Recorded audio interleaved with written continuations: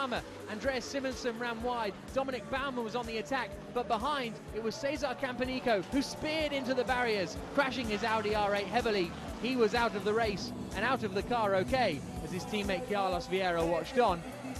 It was a problem with the ABS that sent the Audi spearing into the crash barrier and unfortunately into a photographer as well. He managed to escape though with only a broken leg. The red flags came out, the race was brought to a stop, but on the restart nothing could stop Max Buch. There was great squabbling throughout the pack as Simonsen and Baumann continued to go side by side. Wolfgang Reip trying to take advantage but unable to get through. The Nissan was on a charge, Alex Buncombe sweeping past the number 10 McLaren as Mike Parisi ran wide. And then there was a great move from Matthias Stump, finding the inside line and going past Felipe Salaquada. Salaquada then lost out to the Team Brazil BMW as well. Andreas Simonsen then, all on his own, managed to spin at the first corner, knocking him a long way back down the field. And then Ricardo Zonta, with an ambitious move on Salaquada, tapped the Ferrari into a spin. Beached in the gravel, his race was over. At the pit stops, Buch handed over to his teammate Israeli Alan Day, and they came out well in the lead of the chasing Audis. The two Audis were actually getting pretty close and had to be told to calm down a little bit by the pit wall so that they didn't take each other out. Alain Coder was pushing hard to try and pass the Nissan, now in the hands of Alex Buncombe, and finally the BMW's attempts paid off. A great move around the outside, a bit of body rubbing, but the Brazilian was through. The checker flag fell though for Maximilian Buch and Alan Day, who won for the first time this season in FIA GT. Stepping up this season is reigning GT3 champion Maximilian Buch, making his debut in FIA GT Series. There is no doubt that this young hot rod is going to rattle the cage of the establishment in FIA GT. Great performance from Buch, third on his debut in Nogaro. Third race of the season here in Zandvoort. The Audi on pole, Buch in second.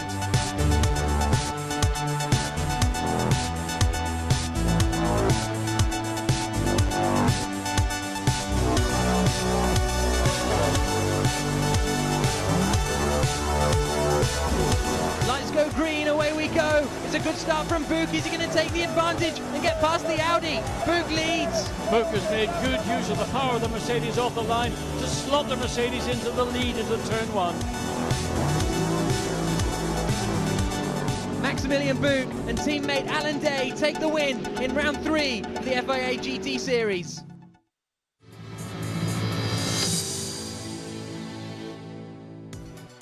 At BMW Team Brazil, hopes are pinned high for this weekend in Slovakia because the BMW should suit this 5.9-kilometre circuit.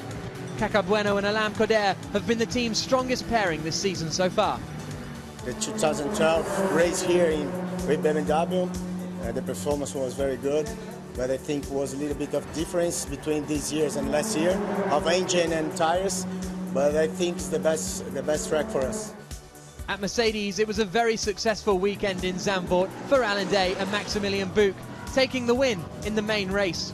And whilst a lot of attention's been put on Buch, Alan Day has put his mark on the season as well. You know, immediately after the win, we think about the next race, we think about the championship. We know Slovakia ring should be fit quite good for the Mercedes. We push as hard as we can, you know. Hope we're going to be there. It's possible. We will give everything, me and Maxi. Times have been tough and well documented for Sebastian Loeb and Alvaro Parent. But in the second car, things haven't gone much better. But Mike Parisi is very confident this weekend, having won here back in 2011. We had a very good feeling this morning on Slovakia ring, I think, and we hope that it's a very good track for McLaren. We are quite confident. We have to push because the level is very high in this series, but we have perhaps a card to play this today and this weekend. WRT are the current teams leaders and driver leaders, Stefan Ortelli and Laurens Vanthoor, topping the standings as we left Zandvoort. But in the number 13 car, it's been a more difficult season for Frank Stippler and Edvard Sandström after they won the opening round at Nogaro. The track suits the car quite well and looks like we had a decent day today. Unfortunately, Frank had some traffic in the last corner in Q2 and that affected his result and he couldn't do the Super Pole because we were 11th, but in the end Rust was on pole and Vanthoor was 4th, so it's like usual for us. We have to fight a little bit, but that's normal, so I'm confident. Reiter Engineering are fielding 2 Lamborghinis this weekend. Marc Basseng returns to the series alongside Albert von Turn and Taxis, whilst in the sister car Peter Cox is alongside home man Stefan Racina, looking to impress at his local circuit. To be honest, it is really difficult to say how is it going to be, in a way, because obviously this championship is very tough. And I think also some other brands are now in form, but to be honest, I'm happy to be driving a Lamborghini, and I have a great teammate, great team crew, so I think all ingredients are there. Now just we need some luck, and hopefully we can make it to some nice result. Unfortunately, there's only one Nissan here this weekend. After Alex Bunkum's big crash at the Spa 24-hour race, the RGN team will just be fielding one machine with Bunkum and Wolfgang Reip at the wheel. For this weekend, I think we're going to try to do as well as in Spa, podium in category. I think the track will probably be the best track in FIA GT for the car. The first part of the track is very fast, and that's good for us. The infield is going to be a little bit more tricky as there are 2 small hairpins, but I think it's a good package for us. There's a second AF Corsa Ferrari this weekend as well. Claudio Stanovic and Michele Rugolo will be in the Gentleman's Trophy, whilst as ever in the Pro-Am Cup, Philippe Salaquada will be partners with Fabio Anidi. Salaquada is confident, having won here last season. Last year we did well, I think, so I have good memories for this circuit, which is almost home place. Our speed is quite okay, but just we're struggling a little bit with the tires because the temperature is very hot, which is not good for us. Our goal is to get in Superpole and to be somewhere in the front to start the race.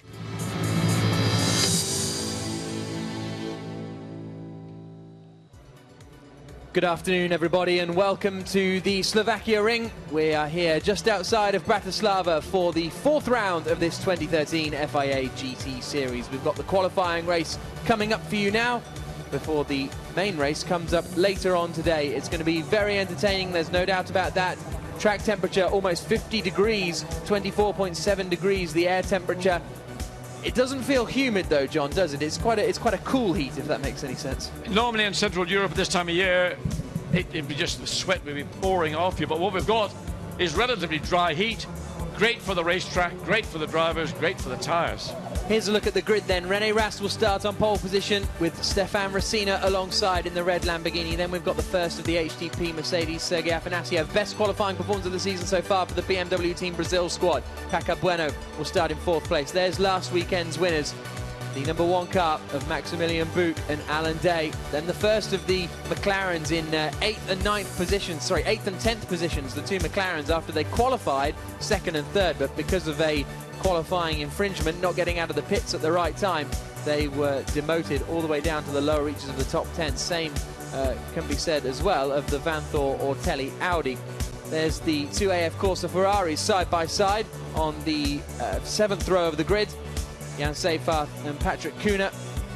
Oman Ibrahim in the BMW alongside Cesar Campanico, who are very frustrated this weekend. Sergio Jimenez down in 19th place after that car has struggled with gearbox and engine problems all weekend. And then Hubert Haupt will start the 2nd Seyfarth Mercedes at the back of the grid. So the red lights are on. When they go green, the race will be underway, and round 4 of this FIA GT Series will begin. There's plenty of space for the cars as the lights go out. Away we go. Who's going to get the best getaway? It's so difficult to tell. It's such a wide circuit. They're going 3, 4, 5 abreast even at some points. But René Rast it is, I think, who has held the lead on the run down into the first corner. It looks like it might be. Look at all the way around the outside. Has come Alvaro Parent from 8th on the grid. The number 50 AF Corsa Ferrari's gone into the gravel. But how far up the order has Parent managed to get there? Phenomenal attempt from him. He's up into 2nd place. A piece of bodywork flying up high into the air as they now have to form into single file to get through the chicane. But Alvaro Parent has gone from 8th on the grid to 2nd in the race. Phenomenal start from the Portuguese driver. Everybody tends to take the inside line into turn 1. If you take the long way round, you've got a clear run and nobody runs out on top of you, you get the position. Alvaro Parent used all that single-seater racing experience to go from 8th to 2nd, and what a great start for the McLaren. phenomenal stuff. But it's René Rast there in the number 12 Audi who leads the way. Perrin second, third is Rosina in the Lamborghini, fourth then is Dominic Baumann in the Grasser Racing Lamborghini. And there you can see the bodywork that has come off Maximilian Buch's car. Well, by bodywork I mean entire bonnet that's gone flying off.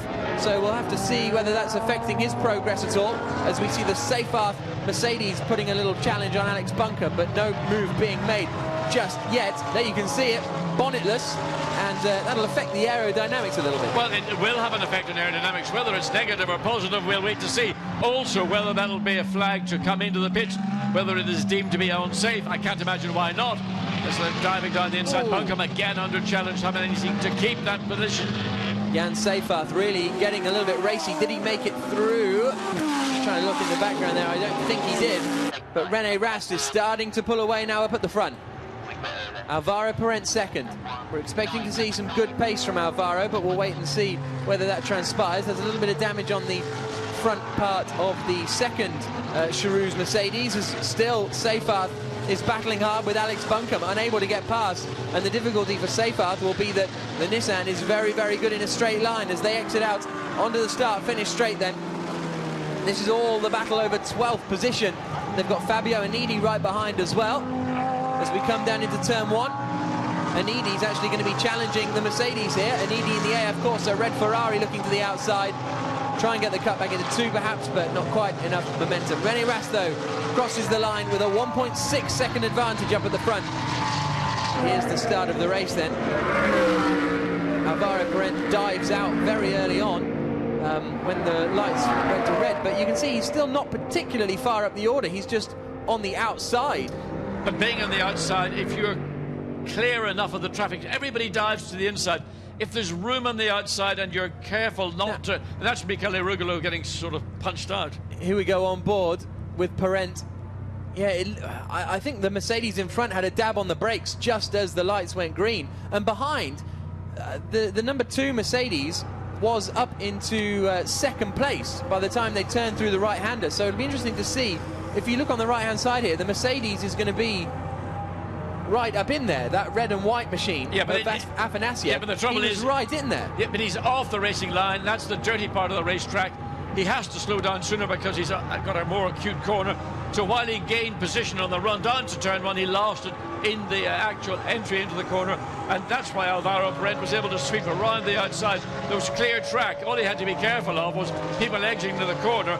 There was enough space, there wasn't going to be contact. He's got past. Laurens Vanthoor has got past Mike Parisi then somewhere on this lap and is now up into 8th position.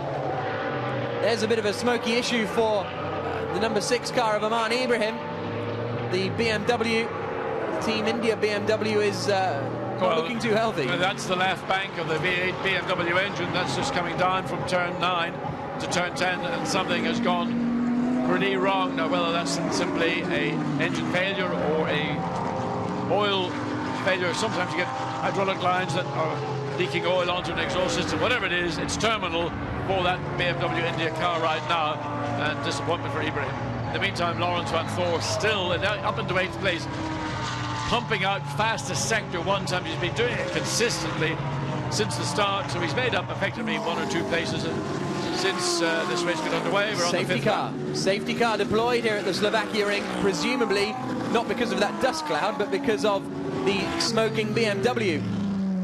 So the safety car comes out. That'll be a frustration for René Rast. He'd build up a 3.7 second advantage, and that will now be wiped. Alvaro Perrin in second position, Stefan Rosina third, Baumann fourth still.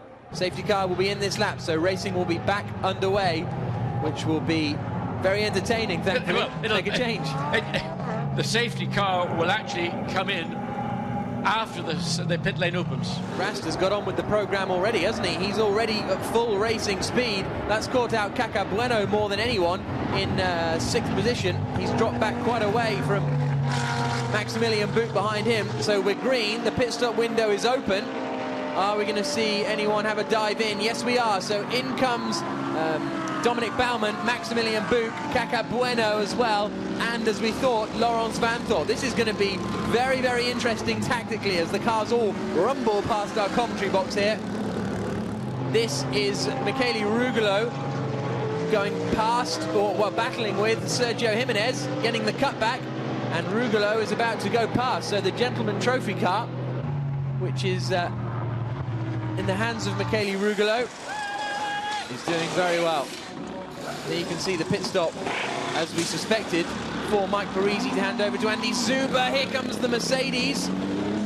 And that's good news in general for the Sebastian Loeb team, because they were a lot further behind. 3 positions behind Maximilian Buch at that point. It hasn't worked out for the Audis, though, as they come out the pits. Look, the Audi is... No, don't do that. That's a penalty. You'll be definitely... I mean, to come out of the pit lane like that and just suddenly flick across. That Edward Sandstrom, I suspect, will get a penalty, be it a drive-through penalty. But he's going to try and go past on the inside on the run-up into turn 2.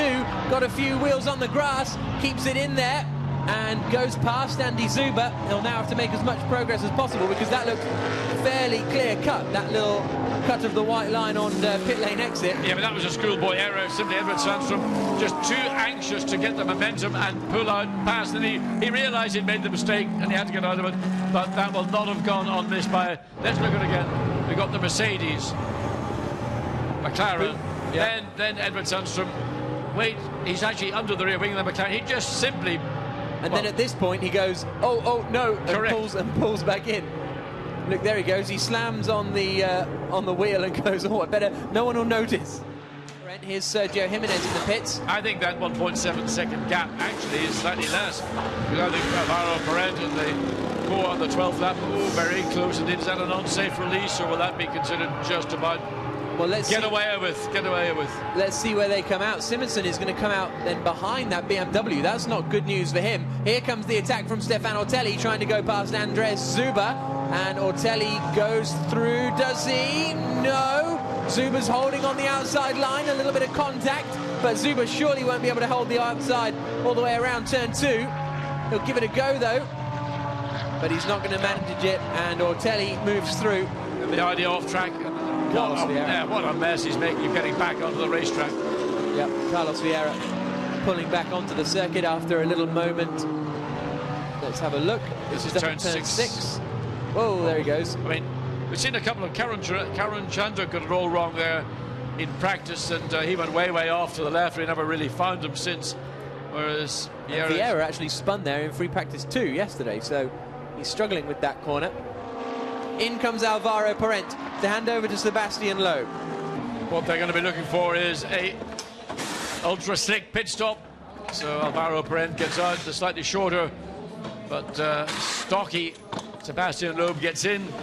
All those lessons learned from the opening rounds, and Loeb came in for his pit stop to hand to Parent. He undid the seat belts before he got to a stop.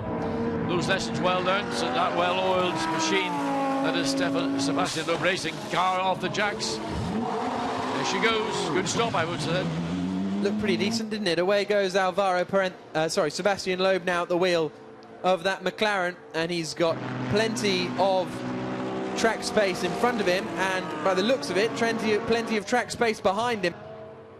Into the pit comes René Rast, up on the jacks. Wheels get changed. Of course, Melnhoff is a taller driver than René Rast, so they've got a seat filler to enable the driver change. So Melnhoff gets into the cockpit as we look and see. Sebastian Loeb coming around turn 13 then.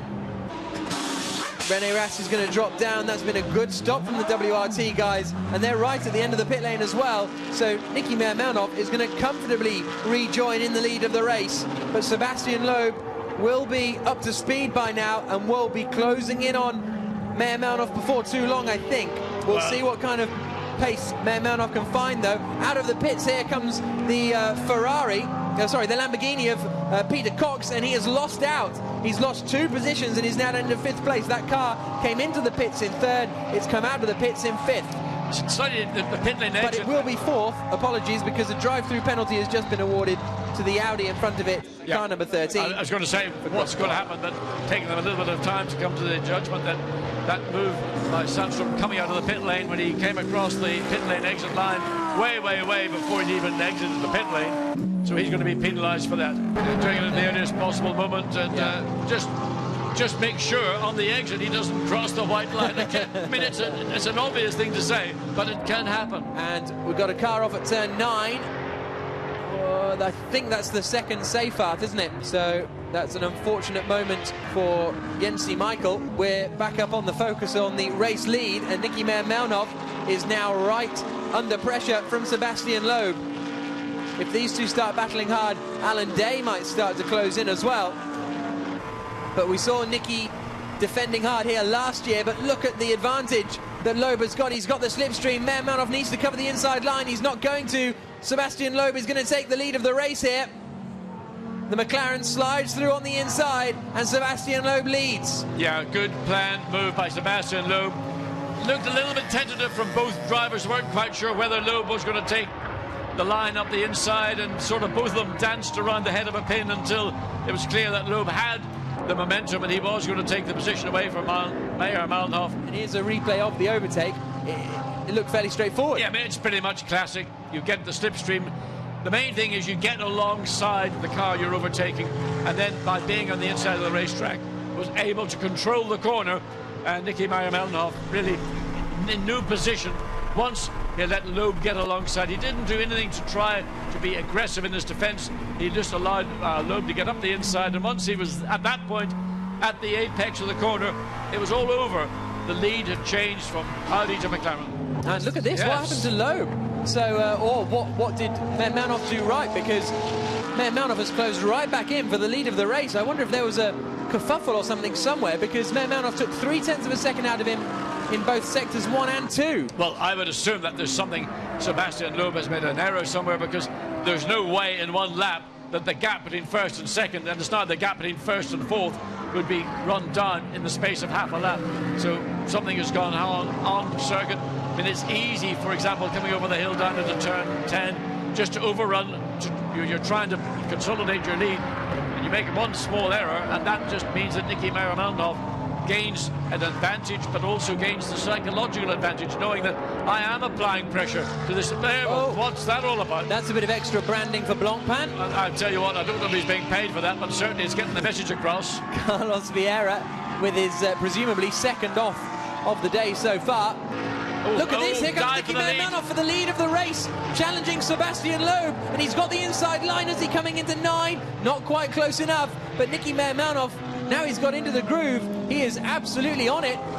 We thought Loeb would pull away, but now Meyer-Melnov is right with him, and everyone else is coming too. Well, all it could be is either a mistake from Sebastian Loeb, or there's a mechanical issue with the McLaren that suddenly has resurrected its head, and now he is under pressure.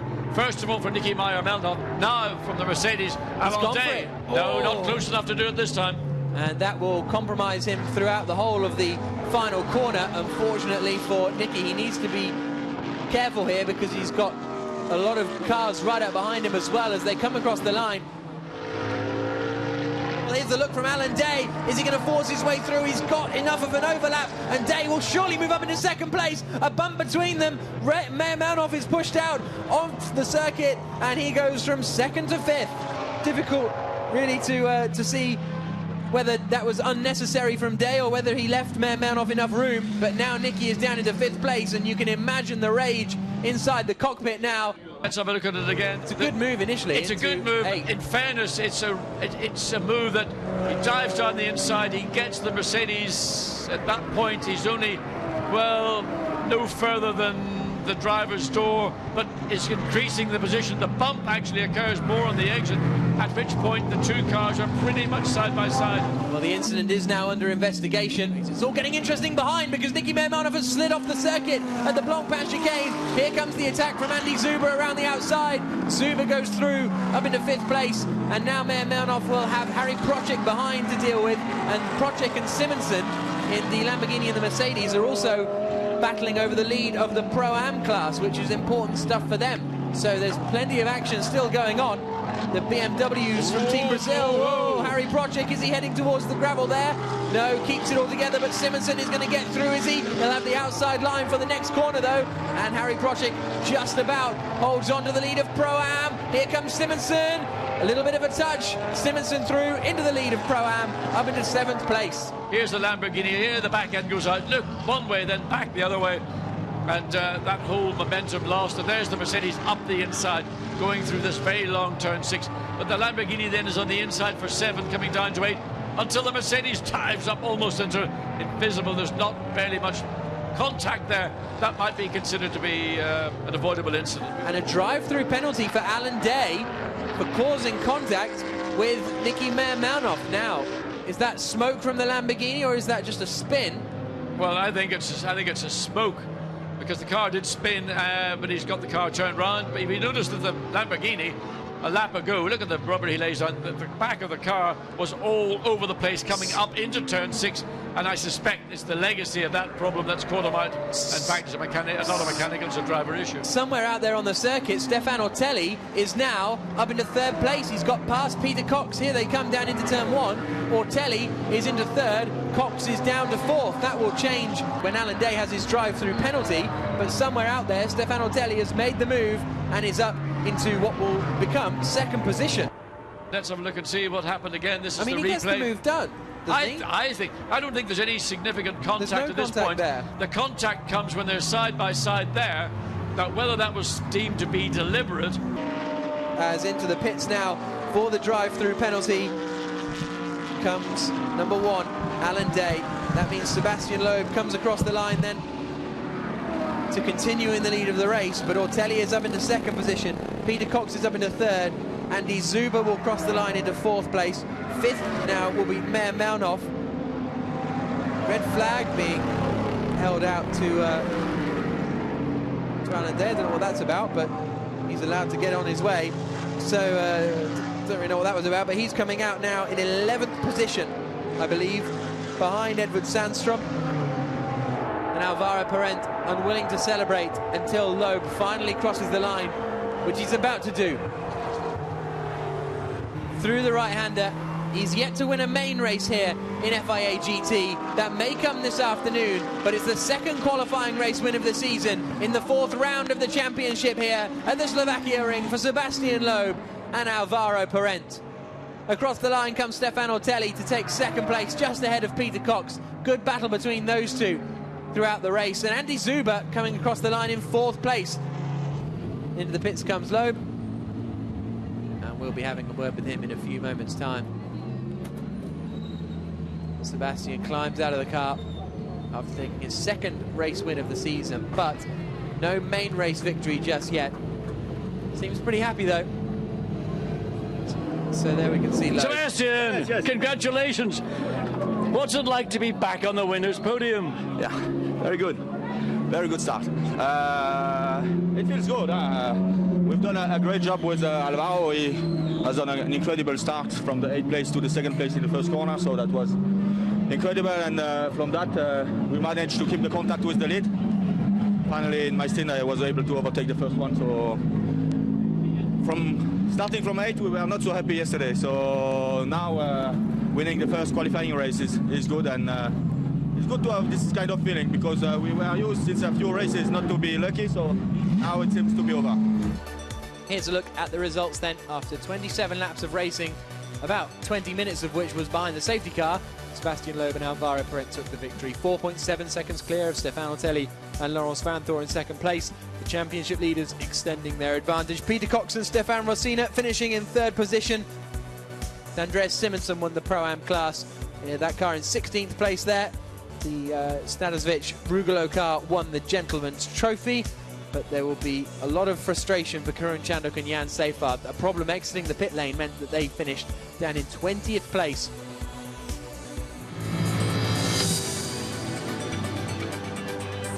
Good afternoon, everybody, and welcome to the Slovakia ring in the Orachova-Poten region of Slovakia for the 4th round in the 2013 FIA GT series. It's a fantastic venue, just maybe a 45-minute drive outside the capital city, Bratislava. and it's certainly a circuit that's given us some excellent racing as the crowd stand on their feet for the Slovakian national anthem. Slovakia, of course, a fairly recent country since its separation from the Czech Republic back in 1993. You can see the proud fans getting ready to observe the national anthem. Very hot day here, as you've seen, and here is the Slovakia Ring circuit from above. A fantastic circuit, a new circuit, but it has kind of the old style characteristics. There's not a chicane or hairpin as we know it in sight. Lots of elevation changes as well. Sector 1 and 3 are all about fast, high-speed corners. Sector 2, a little bit more fiddly, a little bit more technical. 14 corners on this 5.9-kilometre circuit really test the drivers, especially in this heat. You can see the drivers down there on the grid waiting to get going. And this is how they will get going in the championship order. Stefan Ortelli and Laurens van Thor topping the standings at the moment, ahead of Edward Sandstrom and Frank Stippler. Maximilian Buch and Alan Day are third in the championship, ahead of Meyer Melnoff and René Rast. Peter Cox and Stefan Racina in fifth. And Sebastian Loeb and Alvaro Parent are in sixth place in the championship at the moment. And Alvaro Parent and Sebastian Loeb will be starting on pole position. John Watson is our man on the grid, and he has nabbed Alvaro. Alvaro Parent, good afternoon. It's a bit warm here today, isn't it? Oh yeah, definitely warm, and going to get warmer, you know, on the race. It's just about to start. We're in the best position possible. We had a very strong race this morning. The start was great, you know, we were starting 8th, not feeling great, especially after the small problem issue we had on qualifying yesterday after being 3rd and being dropped down to 8th. I had a really good start and a really good on the brakes into turn 1, you know, got on the best position possible and managed to finish turn 1 in second position. Then Seb, I did the whole stint, the car was looking okay. We were faster than 3rd, maybe not as fast as the Audi right now this weekend, but we'll see. You know, you never know what happens. And then Seb did a great overtaking into first place, and we won the race. Okay, any tips for Seb for the start and pole position? But remember, there's also a wind has come up. That's changed conditions. Changed conditions, warmer now. Probably the tires will, for everyone, will last less time. You know, so we'll get worn faster. Yeah, I think we've covered everything. You know, it all depends on your reaction to the lights and the start. You know, and then if you have a good clean stint and a good pit stop. So that's what we're hoping for. Okay, enjoy it. Thanks very much, Alvaro. So Alvaro Parent started the qualifying race earlier on today, made a fantastic start, but there you can see the track temperature and the air temperature much higher than this morning, 33.6 degrees centigrade. Not very humid here, which is very pleasant, but it's going to be a lot more work for these Pirelli tyres this afternoon. Now we can see there car 0, which is the Alam Coder Caca Bueno BMW Team Brazil car. There is Alam climbing into one of the Slovakia Ring cars here. So that car has ended up in the gravel. Why? We're not entirely sure, as he gets dragged off. So that's a real problem for them, and such a shame for the BMW Team Brazil squad, who have had a difficult season so far. We can now hear from the man who is going to be starting 3rd on the grid. His teammate Peter Cox will start the car. He's Stefan Racina. Local hero Stefan Racina, 2nd row of the grid. Can you improve? Well, hopefully. I mean, the first race was quite difficult, let's say, for us, because over the distance it seems that the guys in front of us are a bit better. So yeah, we will see. It's even more hotter now. So anyway, for me it's nice that we are, let's say, in first 2 rows. My teammate did a good job, and we now have to enjoy it, and let's see if the luck will be on our side and if we can end up, let's say, at least at this position. A lot of physical action in the qualifying race this morning. How do you avoid that here? Well, I was quite surprised, to be honest, because in the first bend there were plenty of cars around me, so which did not happen, let's say, last year. So hopefully now the start will be easier for them. So I didn't expect to have so many things to be going on. Enjoy it. Thank you very much, Stefan. Thank you. Stefan Racina and Peter Cox making their 2nd appearance of the season in their 1st appearance so far. There is Peter Cox on the left with his daughter on the right. The 1st appearance of the season at Zolder, they won the race. She doesn't want to be on camera, does she? It's all about Peter as he gets ready to take the start. starting from third place on the grid, just behind the pole-sitting car of Sebastian Loeb. Second place in there is Stefan Ortelli and Laurens Vanthoor. And they are the current championship leaders after finishing second, despite starting from 9th on the grid in the qualifying race. So a very impressive performance from Ortelli and Vanthoor. And as a result, they are really starting to assert their authority on this championship. As the crowd get ready for this race action, which will be 1 hour long. There you can see the number 2 car on the right-hand side, the leading Pro-Am car, and the driver, Sergei Afanasiev, is with John. Seven, winner of the Pro-Am, what can you do this afternoon? We're in a good position. We're starting. The starting straight is really wide, so everything will be solved in the first corner. After this, there is a yellow in the second, as usual, and then we just need to work well, and it's going to be done. I'm quite sure in my teammate that he will do it better than me in the first corner, so we'll keep it up. Well, you enjoy it. Many thanks. Thank you. Sergei Afanasiev actually got a brilliant start on the run down. Oh, I thought there was a wheel that was that had been put into the back of the pickup truck there, and it obviously looks like that's the case. So the front left wheel on Alam Coder's car has possibly come away, and that's why he's ended up in the gravel trap. So that's a real shame. And as a result, Edvard Sandstrom, who was meant to be starting behind the Zero car, has to pretend that the Zero car is there on the start straight. There is the number 1 machine. Alan Day will start that car. It's got a new bonnet on it after the first race, where the bonnet flew off after contact in turn 1. The car was actually deemed to be underweight at the end of the first race, but they said, look, the bonnet came off, and the steward said that was fine. There's an interesting conversation that we want to hear, wouldn't it? Vincent Voss and Stefan Rattel having a little bit of a chat, perhaps about the 2012 specification that the WRT Audis are running in this weekend, having not really got on very well with the 2013 specification. They found it was giving them more drag. They've reverted to the 2012 rear wing in order to pick up a bit of speed, and it worked, didn't it? So they're going to be second on the grid. And well, apparently it was suspension failure for the Zero car, the BMW Team Brazil machine that we saw in the gravel trap. That's the reason that it ended up in the gravel trap, apparently. The wheel was definitely off it, so it seems to point to a very similar thing. 3-minute board has been shown, and at 1:15 this race is due to get underway in Slovakia. Fantastic to be here in Slovakia. This circuit was only built in 2009, and the FIA GT3 European Championship was the first to use it. We're about 45 minutes outside the capital of Bratislava. Wonderful city, 460,000 population on the banks of the River Danube, and it's really a fantastic place to come. And the circuit itself has provided us with some great racing over the, well, this is now the 3rd year that SRO has come here with the FIA GT Championships. There is the look back. The red machine is the Reiter Engineering Lamborghini of Peter Cox and Stefan Racina, who looked pretty relaxed to me on the grid. John, you were chatting to them. Cox and Racina seemed pretty chilled. Yeah, and Peter Cox and his wife and daughter are with them, so they're very comfortable. Warm on the grid. Believe me, it's 32.9 Celsius. In fact, it feels about 10 degrees warmer, but there is a bit of a wind coming down the straight, blowing into the face of the cars. That may have a bearing on particularly the track temperature was low. It's only of 36 something, which I was surprised at. I thought it had been a lot higher. Maybe the wind's just taking the top of that track temperature. So interesting racing prospect. Here's a look at the grid then as we segue our way down towards the back of it. There we saw the gap on the left-hand side where the BMW Team Brazil car should have been. And then we get to the back of the grid, and unfortunately it doesn't look as though the Team India BMW has managed to make it out onto the circuit, does it?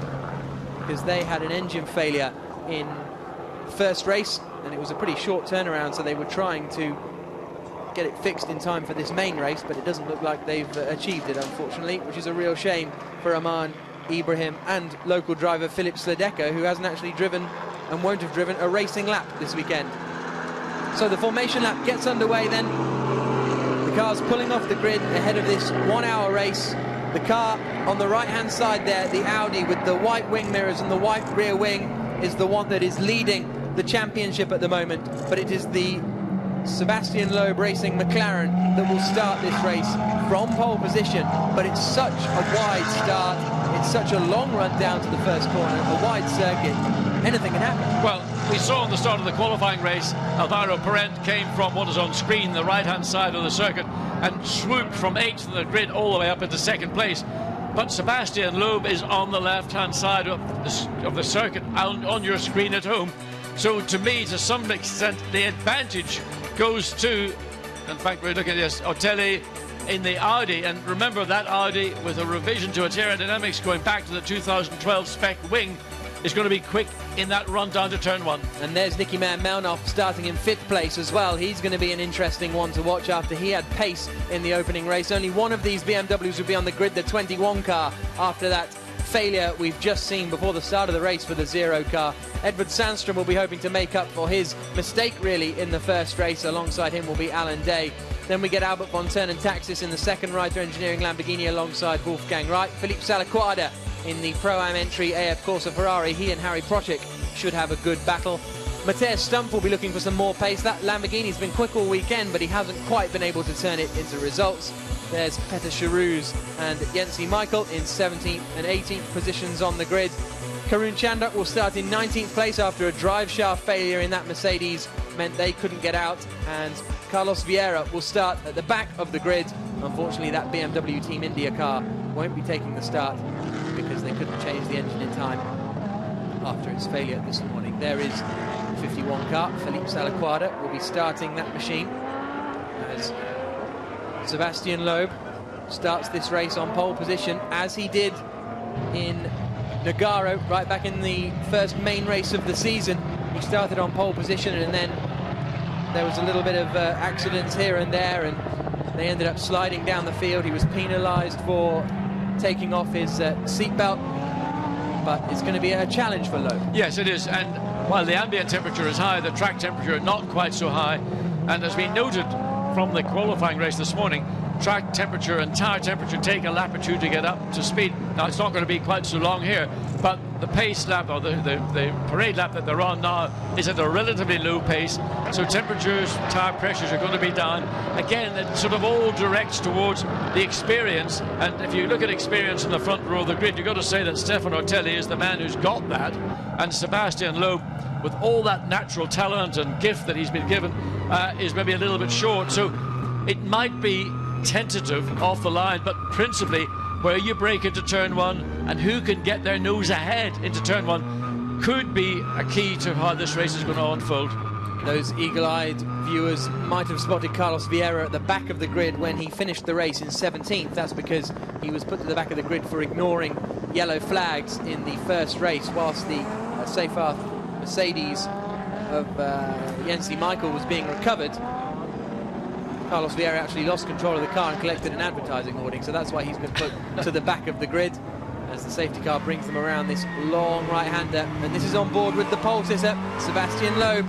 Otelli letting him know that he's there. Oh, very much. There's a lot of mind games going on right now, and Stefano Otelli more than capable of inflicting, a strike on the run down to turn 1 at the earliest opportunity. The safety car comes in. The 1 hour race for the 4th round of this year's FIA GT Series is about to get underway. Otelli is way in front of Loeb as the lights go out. I don't know how close they were when the lights actually went out, because it was difficult to tell, but Loeb has got a poor start. Here comes Andreas Simonsen right towards the inside. Loeb's getting squeezed. It looks as though Otelli's going to take the lead around the outside, and he does. Loeb's right-wing, and spun round is Alan Day. Alan Day in the number 1 HTP Gravity Charouz Mercedes is in the gravel trap. What a disastrous start for the race for them. Up into 3rd place already has come the 21 car of Ricardo Zonta. Brilliant start from him. And smoke, that's Loeb. Sebastian Loeb has a front left puncture. What do these guys have to do to get luck? Well, I can't say I told you so, but look at Alvaro Parent's face does tell us so. He just got swamped. He got actually a fire. The tyre and the wheel are on flames, and that's also with the brake. He needs to pull that car over at a marshal's post, let them attend to it, get that fire attended to. So what a disappointment for Sebastian Loeb and Alvaro Parent, and that fire is going to catch hold. Hopefully marshals are going to get there quickly, but he stopped at the chicane. Not the best place. We don't know if they're there. They are. Marshals getting now. Sebastian Loeb completely unaffected by that, but hugely disappointed. But he just got swamped. He held back. Now, what's that all about? It's Alan Day. It's Alan Day holding his away ribs. From his car. Yep. Safety car has been deployed. Meanwhile, the start was interesting, wasn't it? Because it seemed as though Stefano Telli was well ahead of Loeb. To me, it looked like he was about 3 car lengths ahead, and to me, it looked like Sebastian Loeb had backed right off. Deliberately to cause that situation where Otelli would then have to back off for a break and then of course allow Loeb to get the jump on him. So that looks like the ploy that was being played out, but how the 2 cars came across the start-finish line. If Otelli was ahead, then there will be a problem, because he should not have been ahead of the pole position car until the lights went out at the start-finish line. Unless Loeb had some kind of problem, because he was very slow off the line as well, wasn't he? Well, he got swamped because basically he was slow approaching the line. Others behind were all prepped to get the charge of the run, so he just lost that initial momentum, and others behind him. And once he got to turn 1, you had the Mercedes on the right-hand side, Lamborghini on the left-hand side. He was just simply a French sandwich. A baguette. A baguette. They come down towards the first corner, then they pick up the safety car. Stefano Otelli leading, Andreas Simonsen in 2nd place, 3rd place for Ricardo Zonta, 4th for Andy Zuber, 5th place for Nicky Melnhoff, 6th for Albert von Turnen. Taxis, good start from Albert. He's up into 6th position, having started the race in 11th place. That's good stuff. Harry Projek is up into 2nd in Pro-Am, ahead of Matthias Stump. Philippe Salaquada in 10th place, as Loeb walks away. And I'm running out of words for them. Well, I mean, I tell you what, the guy was a gymnast in his former sporting life, and he's still pretty happy. You could see the way he just vaulted across that barrier. But as you say, what does he have to do? He had pole position, won the race alongside Alvaro Parent. Great job. But on the approach to the line, when the lights were still red, he did fall back, and that allowed Otelli to go ahead. It wasn't Otelli's intention to go ahead, but he found himself in that position. Now, whether that was a problem with the McLaren or whether that was a bit of gamesmanship going on between the 2 Frenchmen on the front row of the grid, we may well find that out a bit later. But in the meantime, the lead is held by Stefano Otelli, and Mercedes of Simonsen in 2nd place. Now, somewhere out there, Peter Cox got involved as well, because he's in the pits. I've just heard him rumble past our commentary box window, which is right on the entry to the pit lane. So Peter Cox must have got involved in all that kerfuffle as well. Yeah, he was one of the cars that was involved in this squeeze prior to going into turn 1. But then lots of other cars were going at one side, the other side, almost literally over the top. And Peter Cox and the other Lamborghini, whether it was Tronen Taxis or one of the other cars, crawled out of the turn 1 and up the hill. So whatever occurred to Peter Cox's car, the car he shares with the local hero Stefan Rosina, it occurred with contact in turn 1. So the safety car comes out. We had a long safety car period in the qualifying race. Hopefully this one won't last as long, as the Sebastian Loeb racing team shrug their shoulders. They've still got 1 car there in 4th position in the hands of Andy Zuber, as we wait for Loeb's car to get removed. Here's a look at the replay then. Well, look, there you can see Peter Cox. There's the sandwich between the McLaren and the Mercedes. And Peter Cox then, the Mercedes of Alain Day, that's what it was. Alain Day clipped the left front of the Lamborghini. That's what spun Alain Day off into the gravel on turn 1. I didn't really see where Loeb's issue came from. He didn't seem to actually get involved in all the contact. He obviously did, because there's the compelling evidence. And what has caught fire here? Oh, well, here we go. We'll see on board with Loeb here. Cox is there. There was contact, yeah. There's a bit of a nudge. That's small, but it's sufficient. Yeah. Whenever the bodywork and the tyre come into contact, friction, heat, sets off a fire. Probably the resins in the bodywork, carbon fibre bodywork, that's most likely what caught fire. Then you've got the tyre itself, plus all the hydraulics that are around the brakes. So huge disappointment for Sebastian. A very minor knock. I mean, it's slightly. Yeah, that was in relative terms, that wasn't really a knock. That was a kiss. Yeah. And there you can see at the back of the pack, Yancy Michaels out in the second Seyfarth Mercedes this weekend, as the cars weave their way around the circuit for their second safety car period. Although, of course, in the first race it was their teammates who were doing the safety car period, so perhaps it's only fair. We've now got the recovery truck out there to pick up the Sebastian Loeb Racing McLaren. It looks to me as though Peter Cox is out of the race because he is still in the pit lane and yet to emerge, so he's already gone 1 lap down. So unless he gets out before too long, he'll be 2 laps down as well. So that's a real shame for Peter and for Stefan and for Reiter in general, because they're a great team. It's great to have them in the series. But for circumstances beyond their control, if they'd have been here for all 3 of the first rounds, they'd be well in the title. But, you know, we've got a racetrack that is probably wider than the average that we will certainly go to with the GT series, and probably wider than most tracks that are used internationally around the world. That in turn offers up lots of opportunity. You can get 4, even maybe at a pinch, and that's what we had, 5 wide. But then when they make their cut into turn 1, it suddenly goes from 5 to at best 2 wide, and ideally it's only going to be a single car through the racing line. So there you can see the car being dragged away, and that means that hopefully the safety car, if not in this lap, will be in the lap after, which would be good to get the racing back underway, because it's going to be very interesting with Ortelli up in the front. But Andreas Simonsen has been very, very quick in that red and white Mercedes you can see in second place. Also interesting to see what Ricardo Zonta can do with his pace. We've got Nicky Manmanov looking to come through as well.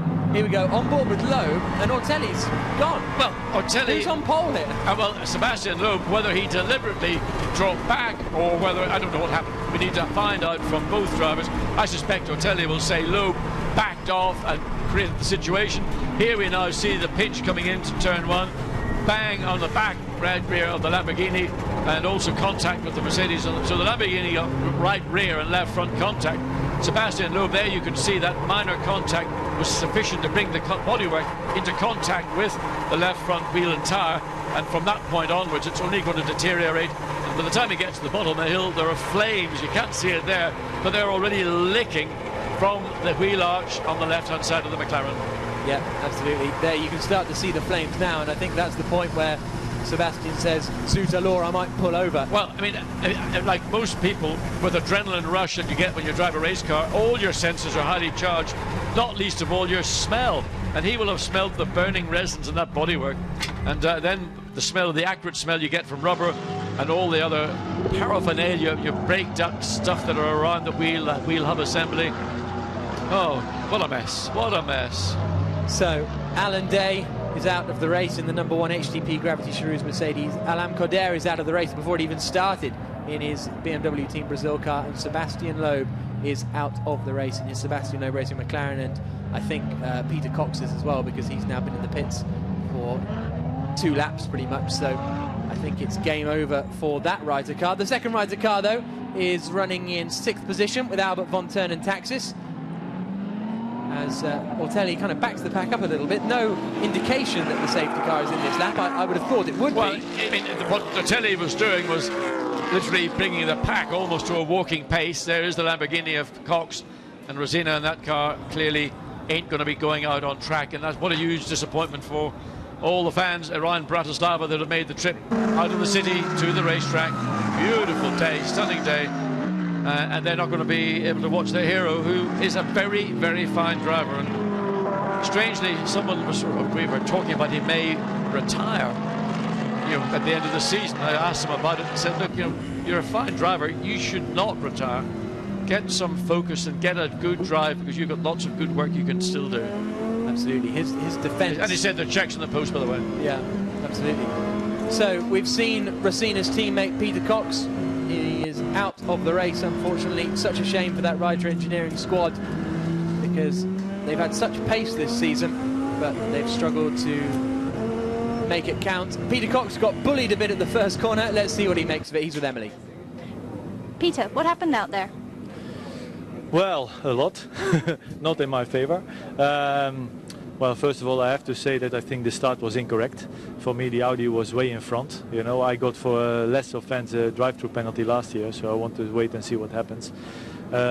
Anyway, I think I had a better start than Sebastian in the car in front, and I pulled alongside. And for me, everything was clear. I just had a good start, and I was just lining up the corner, stay on my line, didn't move. And suddenly I got tapped in the rear by Sebastian. I think maybe he got also hit. I haven't seen the pictures completely yet. But then a Mercedes come from the outside, and I don't know, you know, I already had a good start, and I don't know where he came from, but he just drove straight into the front of our car and broke the suspension. That was it. Thank you. Good to hear from Peter Cox. Thank you, Emily. But the safety car is pulling in now, and racing gets back underway here at the Slovakia ring. How has Ortelli judged this restart then? Reasonably well. He's got a bit of a gap over Andreas Simonsen, not a huge one though, as they come out of turn 14 and across the line to resume racing after that brief safety car period. 0.4 of a second between Ortelli and Simonsen. The Audis struggle a little bit in the straights. Is Simonsen going to go for it? No, he's not. It's side by side further back. This is the Grasser Racing Lamborghini going side by side with Sandstrom. This is Prochik attacking Sandstrom, all over 7th place, and he's got through. He's just gone around the outside at turn 1. Great stuff from Harry Prochik. He's the amateur. It was a good, forceful move, and Edvard Sundström decided that caution is the better part of valour in this early phase of this race. We've already had that safety car for 3 laps. This car is running slightly wide in the exit, kicking up the dirt and dust. Others having to take avoiding action. But no, Harry Prochik was on a mission, and he decided he was going to get past Sundström, and he made that work for him. Absolutely, a very good move from Harry. And that allows him now the chance to try and close in on Albert von Turnentaxis in the Reiter Lamborghini just in front. And there is Sebastian on the pit wall. Même Andy qui est 4 voitures derrière, il le dit à la radio. We speak French, so can't really make out what they were saying, well, but a very disappointed man. And here comes a look at the inside from Sandstrom. He's just about managed to get past, has he? Yes, but Harry Prochik's holding it in there. Bit of a touch between them. Yes, wheel to wheel. Holds the position. Yeah, wheel to wheel, so a bit of blue smoke came off the tyre, the rear, right or left rear of the Lamborghini, but hopefully no damage to that tyre. Question you have to ask Sebastian Loeb is, what happened? Why did he back off so much? Why did he let Ortelli, or why do you think Ortelli got ahead? Yeah, the two of them good friends, but perhaps maybe not any longer.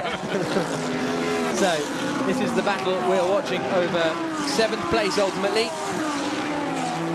as we climb the hill and come down towards turn 13.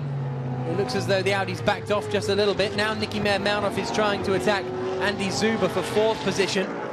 It's I thought Ortelli had gone wide there, just a bit of a different line he takes. Well, he does run very, very wide on the exit of turn 13, lets the car run the curb, and he needs to be careful because the Mercedes is picking up some of the slipstream. Mercedes seem to have slightly better drive off 13 up, and now looks to show the nose.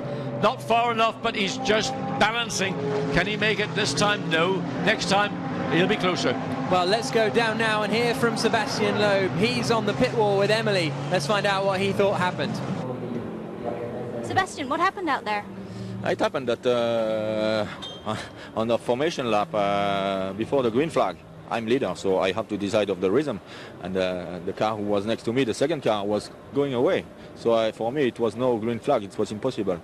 Finally, it went green, and some other car went for sure on the rhythm of the other one. We were overtaken everywhere, but it was a wrong start. So that's the problem, and we paid it quite expensive. Right, thank you.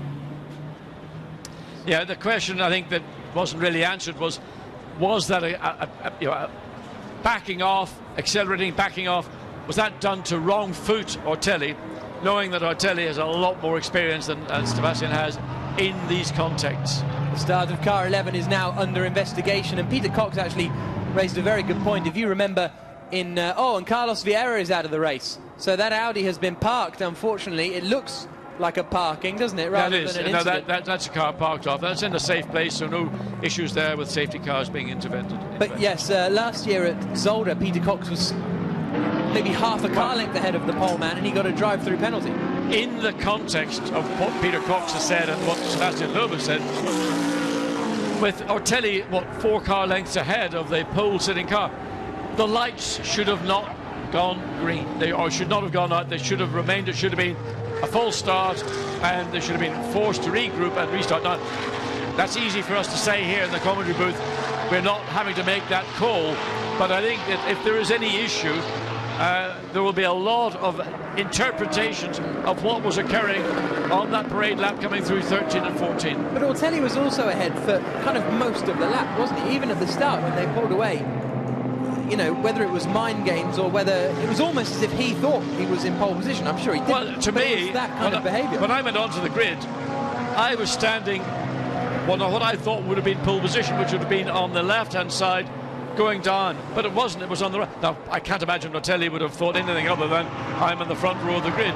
But clearly, the pace that the cars were being brought up to the lights was a pace that it appeared to me that it was slightly fluctuating, and Ortelli would not, in my opinion, have done that maliciously. I'm sure he will say that, you know, there was something. I thought there was something wrong, or it was not normal. I don't know. I mean, we'll all no doubt hear about it later when the various team principals and drivers are brought in to explain what took place. Harry Procik has dropped now behind Edward Sandström and Matthias Stumpf, so that's been a change of position. We're on board with Wolfgang Reip, who is actually chasing one of the Lamborghinis. When they came across the line, he was behind Felipe Salaquada, so has Reip managed to get past Felipe Salaquada? They'll be the next two in the... No, Salaquada has got past Stumpf. I think that's what's happened. So it's all been kicking off down there. Yeah, but remember, Project had contact with Edward Sundstrom, and they did that overtake in turn one. There was that little puff of blue smoke from the rear tyre. It may well have damaged the rear suspension in the Lamborghini. Absolutely. So there's our top two, 3, 4, 5, and then 6th position is Albert Montana Taxis. Sandstrom all over the back of him. Then it's Project in 8th. So Project has got past Stumpf as they come down through the right-hander at turn 13. Ortelli has a 7.5 of a second advantage over Andreas Simonsen. As they come across the line, Stefan Ortelli continues to lead with the advantage that he pulled rightly or wrongly at the start of the race, but Andreas Simonsen is following him all the way, just 0.6 of a second behind.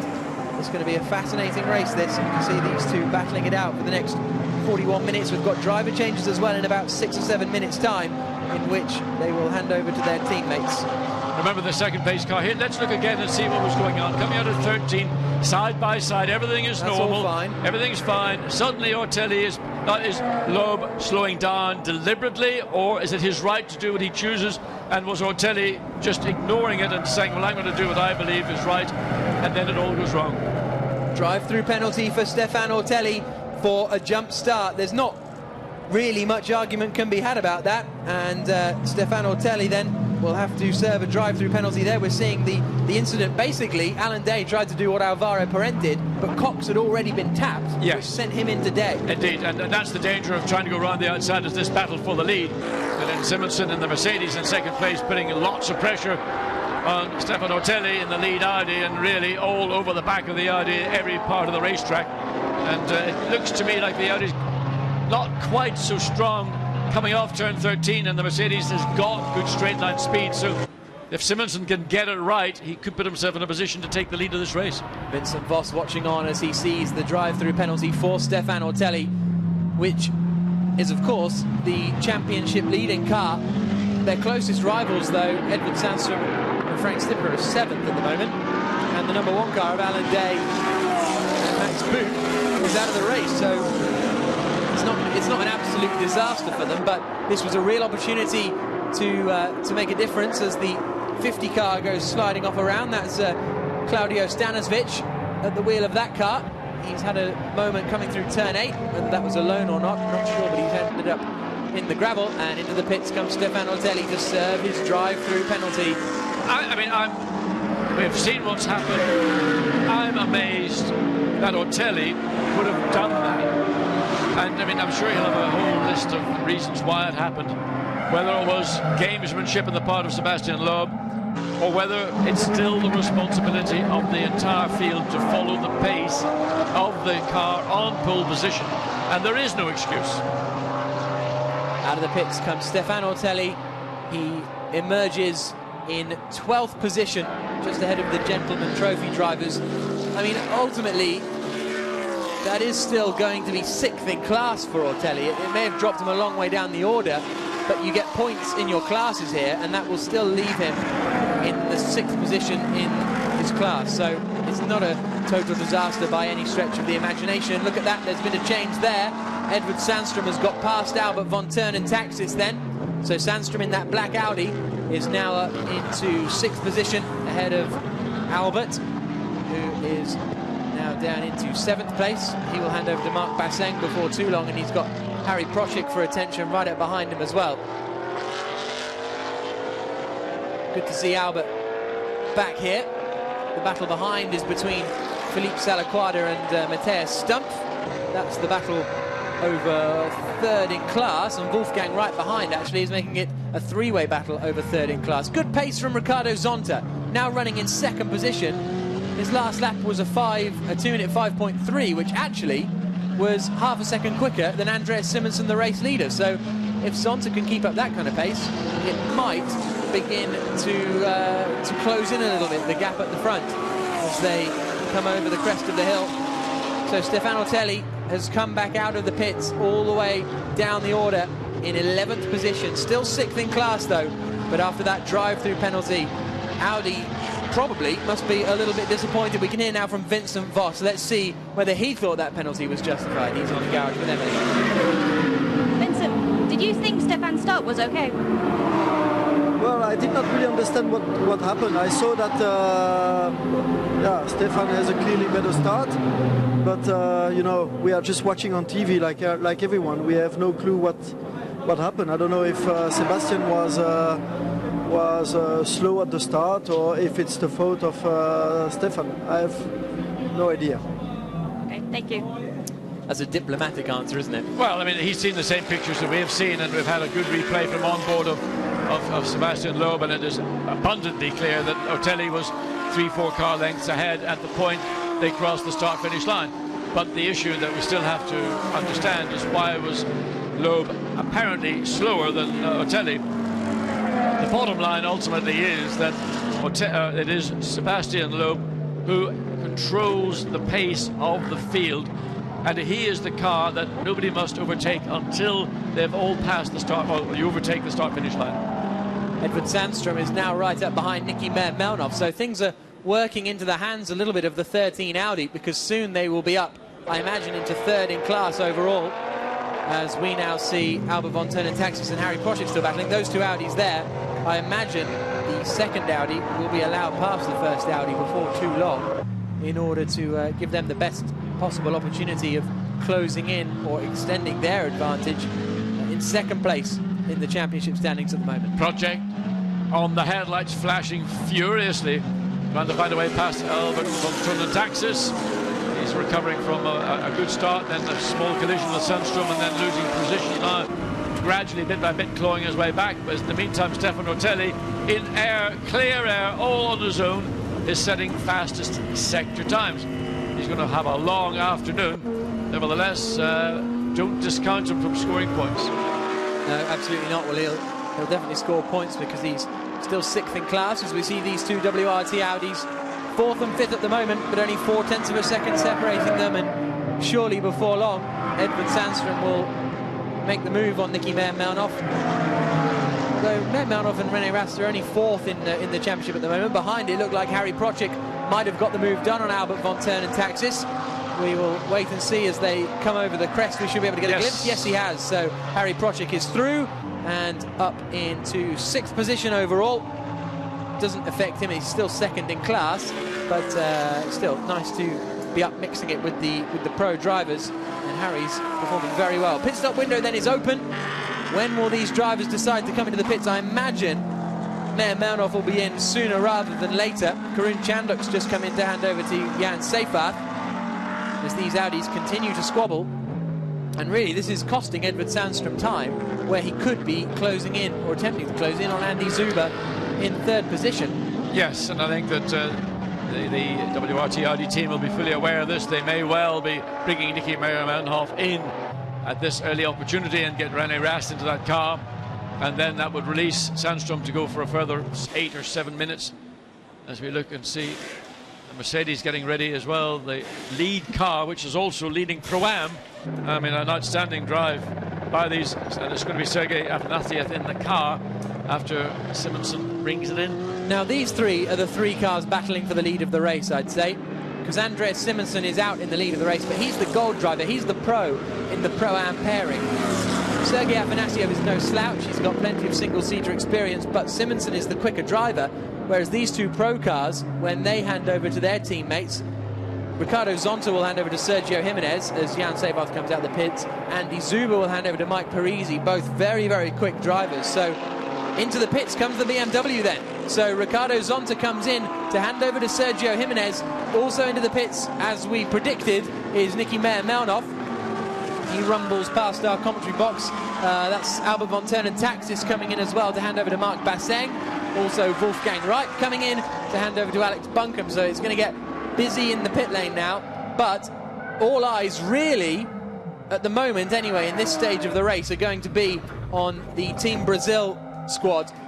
Rene Rast could come into contention later on in the race, but I don't think in this pit stop window they're going to be challenging for the lead. We'll keep an eye out, because it's that BMW that came in. It is, and there's Arthur Jackson, it's rolling.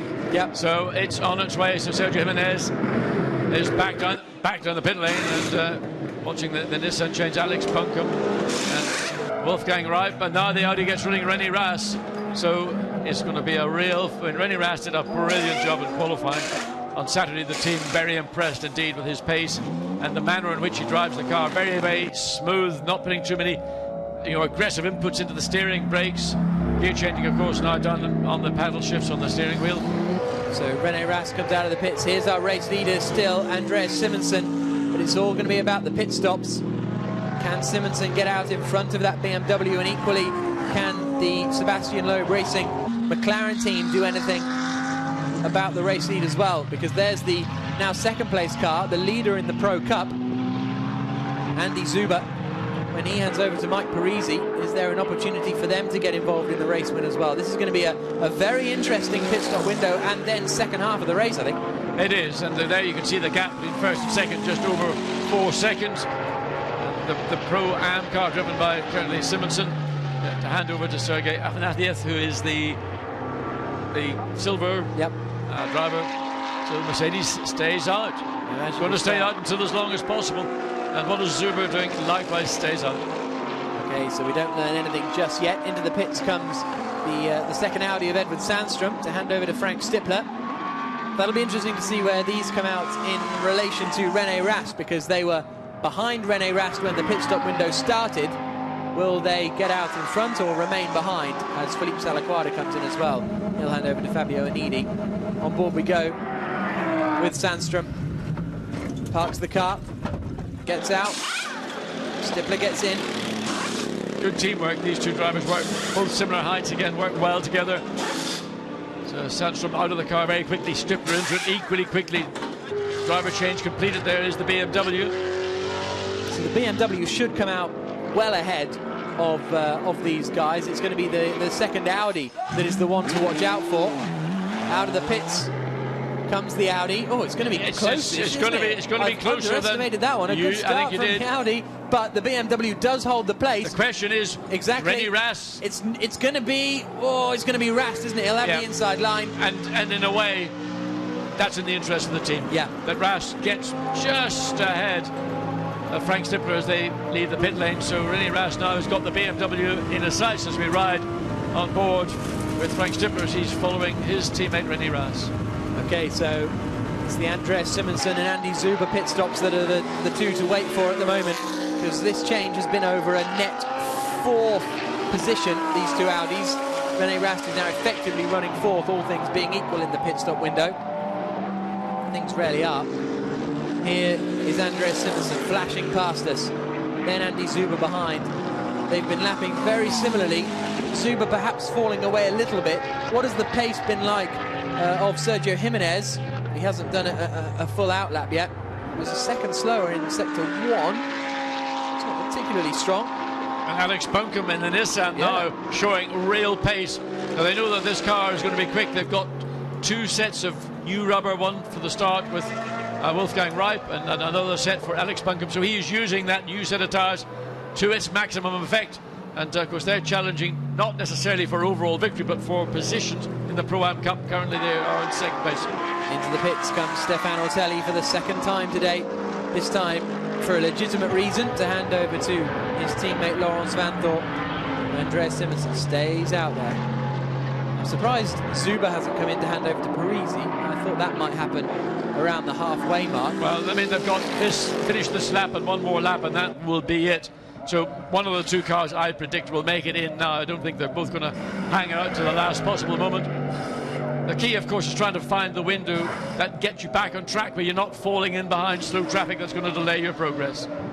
Yep, and Alex Buncombe just done one of the fastest middle sectors that Nissan has done all weekend. He was saying they were struggling to get under a minute in qualifying in the middle sector, but he's just done a 1 minute 0.1, so that's a good effort from Buncombe. Yeah, I mean, he's benefiting from a fresh set of rubber. That will go away as the remaining part of this race, the 28 minutes or so remaining. So is Simonsen going to come in this time? There's going to be a tight call because they've got 25 minutes. It should be one more lap each if that's what they choose to do. And I have a feeling that the McLaren will come in. I don't know why I've got the feeling, but you know, you do get these feelings we'll see. Occasionally. We'll see how well these feelings. Well, there's the Mercedes. There's Mike Parisi. Yep. So you might be right here. The Sebastian Loeb Racing Team looking ready for the McLaren as it winds through turn 11. The little flick left of 12 that brings you back out onto the back straight again. Alex Buncombe is just at a 2 minute 4.2, which is the fastest lap of the race so far by anyone. Yep, it's a very strong lap. Again, the team didn't run, for example, this morning in the warm-up. That wouldn't have mattered. They'd have still there's the McLaren coming in. So yeah, this is going to be our first sign as to whether this is, I mean, this is the battle for the Pro Cup. Simonsen is in the Pro-Am Cup. So as far as the Pro Cup and Pro Championship is concerned, this is very important for the Sebastian Loeb Racing McLaren team. Because will they come out in front of the BMW Team Brazil? And just behind us, Harry Project coming in the Lamborghini. Dominic Bauerman's going to jump into that. But this is the key pit stop. And see whether get Mike Parisi in as we wait to see when the Mercedes has got to come in now. It's got to run out of time otherwise. Now that's a good pit stop there, and I think that'll be enough for the McLaren team.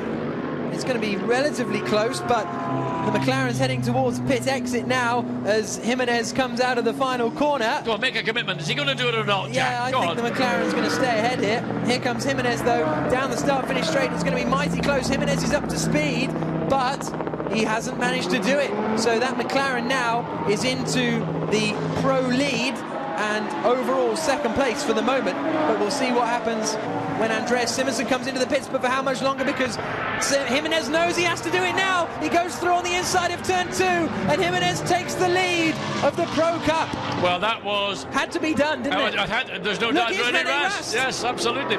But that had to be done at the earliest opportunity. Mike Parisi out on a set of tyres, not up to track temperature, operating temperature. Jimmy Jimenez knew he'd maybe one corner, two at most. And now René Rast is all over the back of Mike Parisi, and it's going to be an uncomfortable intersection of this circuit. Yep, absolutely. So the BMW will hope that Parisi holds these guys up and he can scarf it clear. Parisi desperately trying to get some heat into those tyres. Here's our race leader at the moment, Andreas Simonsen, in the HDP, Gravity Charouz Motorsports Mercedes. He's got 20 seconds to get in. He should be able to do it as he comes in now. Well judged. That was a well-judged strategy from that team. But there's the battle for effectively now what will be the lead of this race. Yep. Well, we'll see. Oh, nice one. Depends how quickly these guys can get the car turned around. Sergei Afanasiev will be taking over. Quite a lot of pressure on the Russians' shoulders, and this is perfect news for the BMW Team Brazil squad. Oh, can Parisi hang on in there? He's going to have the inside for the right-hand kink, and he can just about. But this is some close stuff now as we come out through the left-hander that takes us onto the back straight, side by side. And the Audi's looking pretty quick in a straight line. Has Parisi lost it already? He has, Yes, he has. indeed. And there's also Stripler looking to come up the inside as well. Oh, that was a close one. Well, I mean, all Mike Parisi's attention was on René Rast. But meanwhile, here comes Sergei Afanasyev out of the pit lane, and he is going to hold on to the lead of the race for the time being. Brilliant stuff from the HDP squad. And just look how far back we've seen Mike Parisi fall from the rear. And in fact, he's been overtaken by Stripler all around the outside. Yes, he has. Yeah. Just sheer horsepower, straight line speed. And Mike Parisi a little bit late in the brakes, getting into some sort of bits and pieces of trouble. Recovers the car, but the two Audis used their opportunities, the straight line speed advantage they've got, and got past the McLaren pretty much trouble-free. But there is our race leader. And here is our second place man, but our Pro Cup leader, Sergio Jimenez. We thought the BMWs might go well here. It looks like they are. There's Andreas Simonsen, who's got out of the car and had a swig of water. Thumbs up from the Swede. And he will no doubt head back to the pit wall to see how his teammate gets on, because it's going to be the pace of Afanasyev that is going to be the interesting thing to watch out for. Second place man, Sergio Jimenez. Already Rast is closing in. And this spells trouble really for Jimenez, because the BMW, its weakness is the straight line speed. Yeah, I mean, it's going to be a very good car, particularly in the mid part of this section 2 of the circuit, the slower part of the racetrack. On the high-speed bits, then the Audi, we've just seen how they dealt with the McLaren. But this part of the circuit, but René Rast, even though the Audi's got good straight line speed, it's also extremely efficient here in Sector 2. And Mike Parisi really has been mugged by those two Audis, and now he's sort of catching his breath and thinking, well, have I got anything left in the tank to come back? An 8-second stop-go penalty has been handed to Matej Stumpf and Patrick Kuna, because they missed the pit window. So that's a problem for them.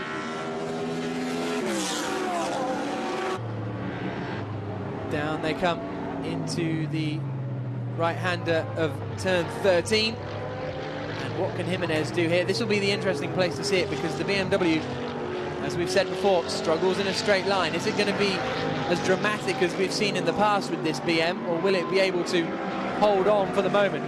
Here they come across the start-finish straight. Let's keep an eye out. Does it's a no-brainer? Look, he's catching him literally. I mean, the speed the Audi had in the first half of the straight. Now René Rast tries to line Jimenez up, but smart enough to know that there's no way into turn 1 on this lap.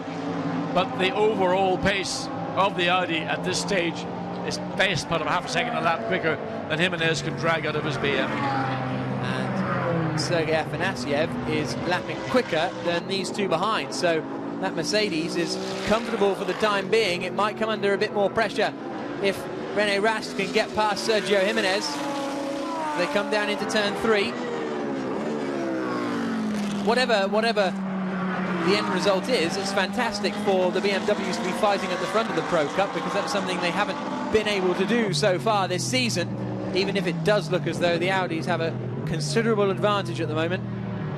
Through the right-hander, they've left Mike Parisi for dead. Yeah, I mean, the pace of these three cars battling over second place has been significantly quicker than Mike Parisi, and I mean, Mike just simply got overwhelmed and has not really recovered, as René Rast makes a slightly audacious move, not really trying to pass into turn 8, but just sort of got himself out of position, now having to recover, going up, turn left, up the hill, reaching just at the exit at the top of the hill, 200 kilometers per hour, much quicker than it looks on the screen. Absolutely. Down into turn 10. This is where Jimenez needs to be careful, because this is where the Audis are likely to be at their strongest. There is Mike Parisi running 4th in class and 5th overall. Laurence Vanthel's just gone purple in Sector 1 as he tries to close in on Mike Parisi in that 5th position. We go on board now with Frank Stippler in 4th place. Under braking for the hairpin at 13. Yeah, just we're hearing also from the pit lane the reason for that fire on the wheel well on Sebastian Loeb's McLaren was when the contact occurred, it cut the tyre down.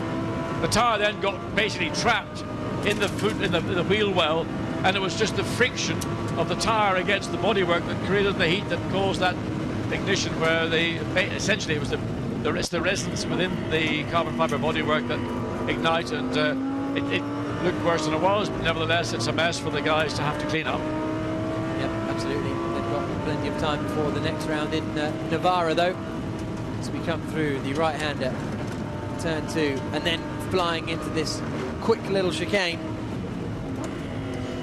really runs it down under brakes, doesn't he? Yep. And Stippler is not giving up on racing his teammate and trying to get up to the tail of the BMW. And of course, as far as points are concerned, this is ultimately a battle for the race win. As far as the Pro Cup is concerned, if Jimenez at the moment is all set to get 25 points if he holds on to this position. So these Audis will be desperately keen to pick up those 25 points themselves. Contact between Procik and Stippler. Yeah, no, that was Edward Sundstrom. We saw that. That's why I thought maybe that Procik had dropped back, because there was a little bit of damage to the rear wheel of the Lamborghini. But look at René Rast using all the racetrack and more, and really getting a working over from his own teammate Frank Stippler. The trouble is that it's the pace. There we see Nicky Meyer-Manhoff. It's the pace of the BMW that's inhibiting Rast, and Stippler could fall back and then accelerate up to the tail of Rast.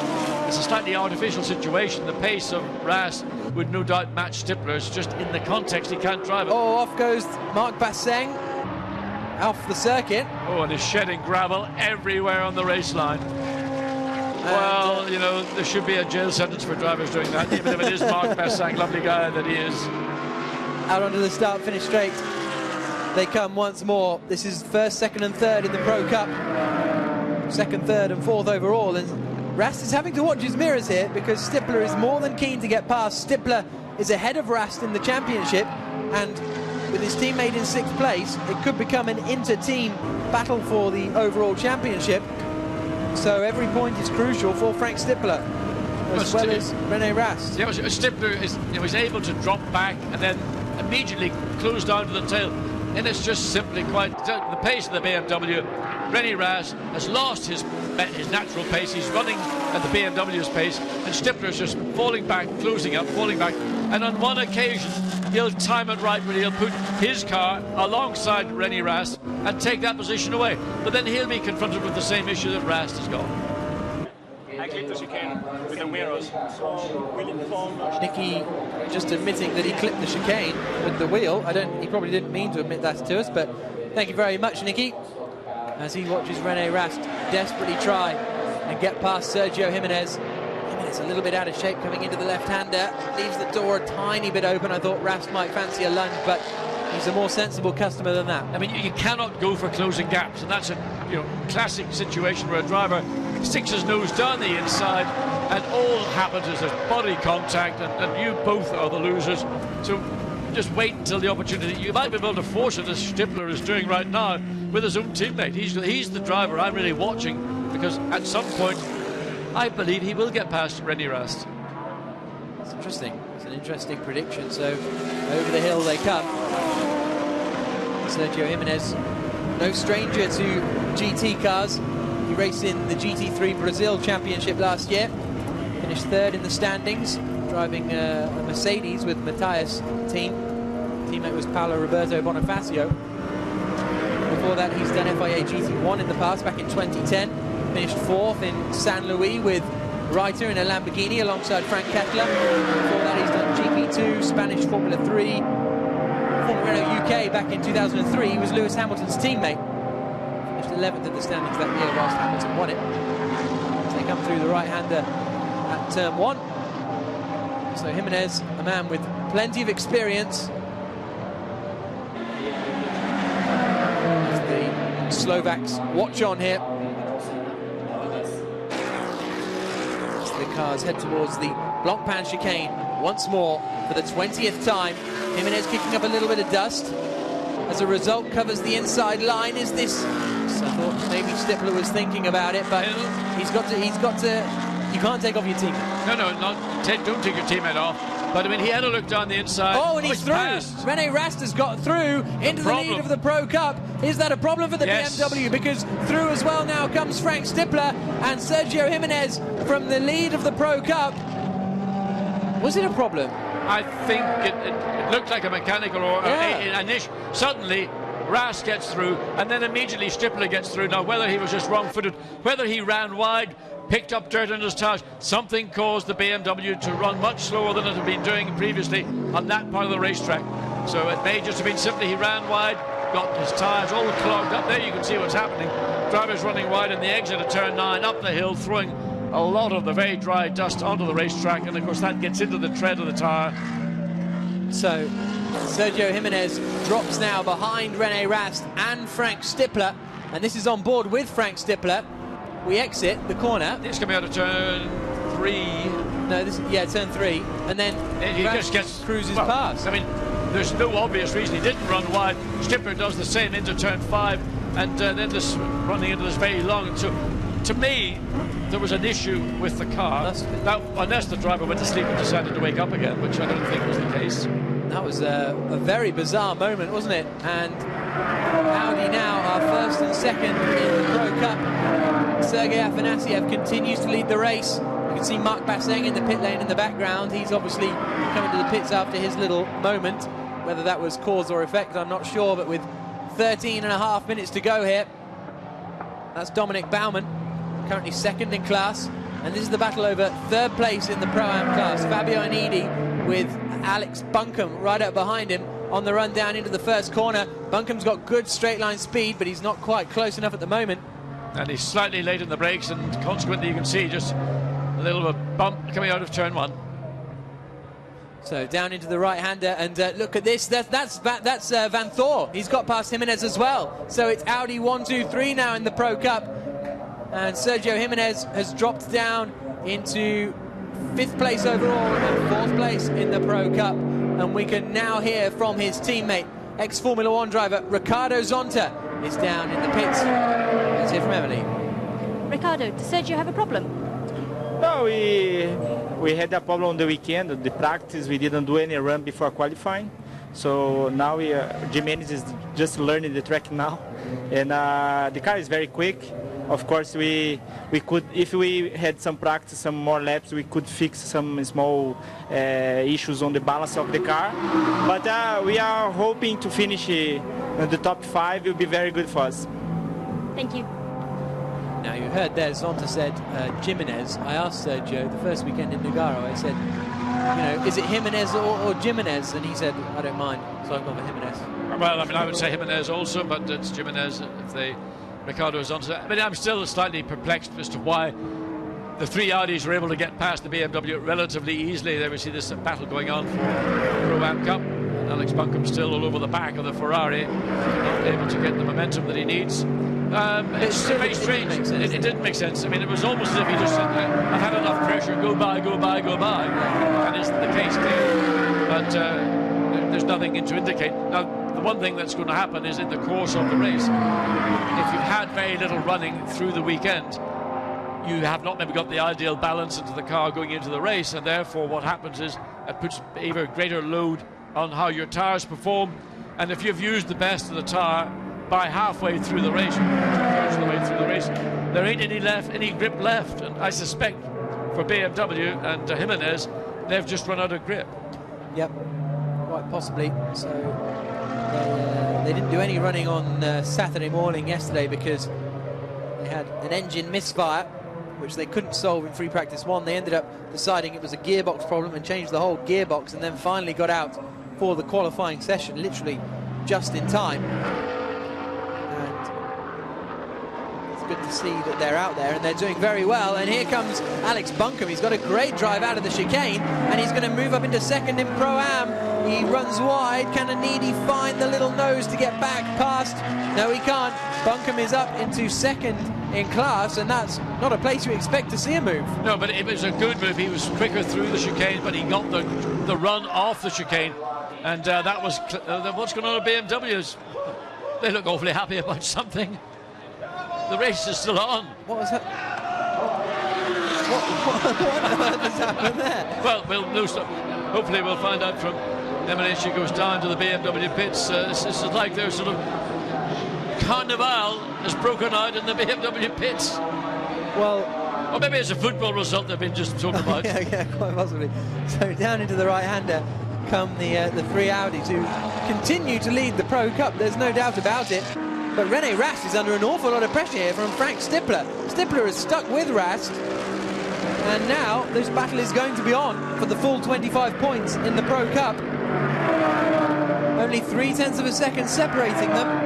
Yeah, but there's traffic coming up. So Mercedes are going to be caught in a difficult place. They're going to be caught basically going into the chicane. And this will be the chance that we saw Alex Buncombe take, passing Anidi in the Ferrari. Well, this could be Stippler's chance if they catch these cars just on the exit of that chicane. The BMW Team Brazil squad have just been informed that they have won the pit stop challenge, which involves being the quickest pit stop team and involves a nice... Oh, look at this. This is going to get a little bit close, isn't it? As they all try and fan out. Stippler, where's the room going to go? Stippler tries to slice through them, and somehow they remain in the same order as before, trying to get through those back markers. That was a nervy moment. I thought it was going to be a problem. It turned out to be almost the big problem of the race. René Rast really concerned. Can he get past two Mercedes, each passing one another, and then your own teammate, Frank Stippler, right behind you? But yes, it's a €2,000 prize fund for winning the pit stop team of the race, and that has to be shared between the mechanics. So that's why they were happy. A little bit of cash back. There we go. Let's watch this exit. And you see Rast goes to the right. Stippler looks to go to the gap between the two. How did he get through? That was because four wide. He just paced and there was enough room, but he didn't have quite the pace to get down the inside. René Rast, in fact, was clever. He went to the right-hand side of the track coming down the hill, and therefore nobody was going to pass him unless they went all the way around the outside. René Rast continues to lead the Pro Cup. Second position overall. Sergei Afanasyev is running away with this race overall. A very impressive performance from him. Less than 8 minutes to go though here at the Slovakia ring, and the battle is on between these, well, three Audis now, because here comes Laurens Vanthoor to come and join the party. Moving back to that 2012 specifications worked a bit of a treat, doesn't it? Well, it's not universally popular, but it has worked for Audi, and the reason they did it was because the 2013 spec then had its rear diffuser disallowed, had to be taken off. And consequently, they had a car that was imbalanced and was tricky to drive, so they've gone back, and there's other options they were able to change at the same time, but that's been given the thumbs up, so they've suddenly regained the speed and performance that they ought to have had with the 2013 spec, had they have been allowed to retain the diffuser. There's Ricardo Zonta. He's not partying, is he? He's reflecting on... Oh, and that was a run wide from René Rast, wasn't it, up at the front? Yeah, I don't like it when they run that wide, because it really blinds the following cars. You're not quite sure if there is a car in that cloud of dust or it's gone beyond it.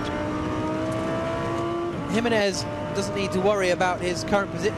Mike Parisi's lost pace as well. He's been passed by Dominic Baumann in the Pro-Am class, so Mike Parisi is down to 7th place overall. Just tyres. I just think that some cars are working the tyres differently to others, and some have got really good balance. I know that the McLaren is a quick car, but it is uncomfortable, particularly in the entry to a corner under brakes. I mean, you can see. Now watch. Rast goes to the right.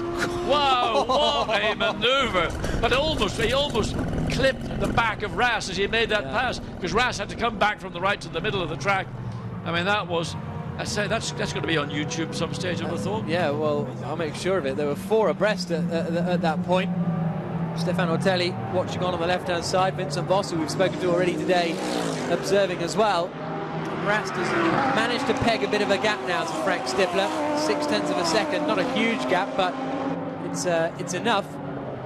Stippler then closes in sector 1. Rast closes in sector 2. That's the interesting thing as far as these is concerned, because you usually get cars are strong in certain sectors, but here Rast and Stippler are very evenly matched, but are doing very different sector times, as Sergei Afanasyev comes across the line then, and he's only got a 4-second lead now. He drives behind and lapping about 0.8 of a second quicker than Afanasyev, so it's not going to be enough, is it? Because we need about 4 or 5 laps. It's not, and the pace that Afanasyev is driving at, he's driving all on his own. There's no pressure.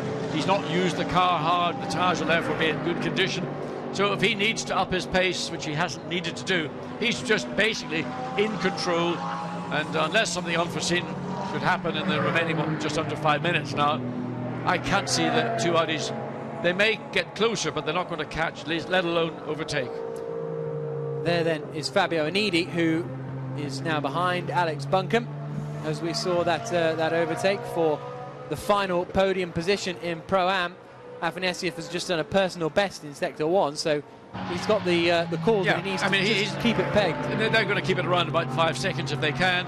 They've got the car to do it. The car's been basically running on its own since the pit stops. So it's really just drive it home and don't do anything daft.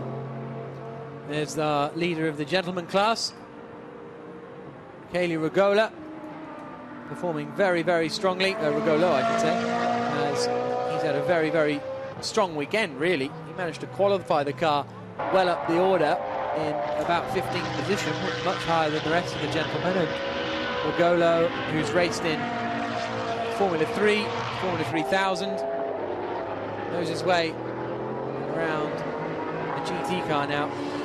With 3.5 minutes to go, he is comfortably clear. His best lap was actually 2:04.7, which is quicker than the best lap of the car that's leading, and only a tenth of a second or so slower than these Audis that we're watching right now. Yeah, good effort from Rigolo, no doubt about that. As we watch the Audis, I think they've all chilled out a bit now, haven't they? As the gap come down at the lead of the race by another 0.4 of a second, so it's Afanasiev needs to keep it going, but apart from that, he should be fairly comfortable, has to be said.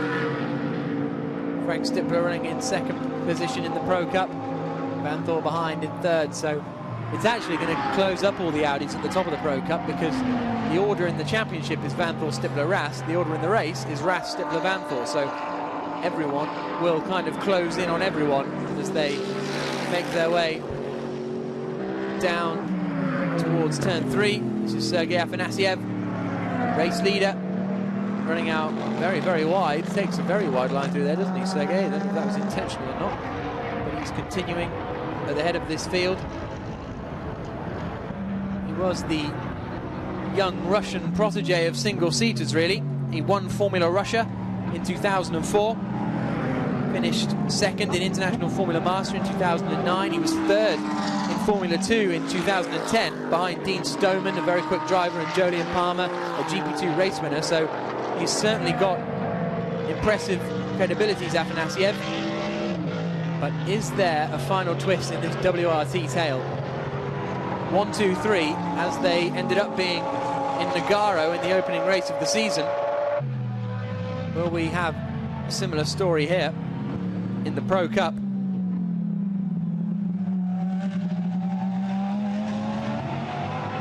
As they wind through the right-hander. It depends how WRT want to play it, though, don't they? Because Vanthor is currently leading the points, him and Stefan Ortelli, and he's third in this queue. But at the same time, the second-place man in the points is Edvard Sandström and Frank Stippler, who is there in second place in the queue. But equally, René Rast is proving here that he's a very quick driver as well. So really, at the end of this race, we're going to see absolute domination from WRT at the top of the championship standings. So there's so little, because their closest rivals, i.e. Alan Day and Maximilian Buch, and the Reiter Engineering Lamborghini of Peter Cox and Stefan Racina, because they're out of the race, I'd say WRT are fairly indifferent as to who actually wins this race out of their 3 drivers, as long as they all come across the line, all 3 of them. Of course, Afanasiev is going to win the race overall and really put them in contention for the Pro-Am Cup. As they come over the crest of the hill, this is the final lap of the race. There's Andreas Simonsen, almost earning himself a smile. Look at this, Vanthor's through. Vanthor is past Stippler and up into second place in the Pro Cup. Now, was that a genuine move, or was that Stippler letting him go? I can't believe it would be the latter, because these 2 are the top 2 in the championship. So Vanthor is up into second now. Will we see René Rast back off? Perhaps. If Stippler let Vanthor through, it would make sense that Rast would let Vanthor through as well. But Stippler doesn't seem to be giving in that easily. Here they come, up towards the left-hander of turn 9.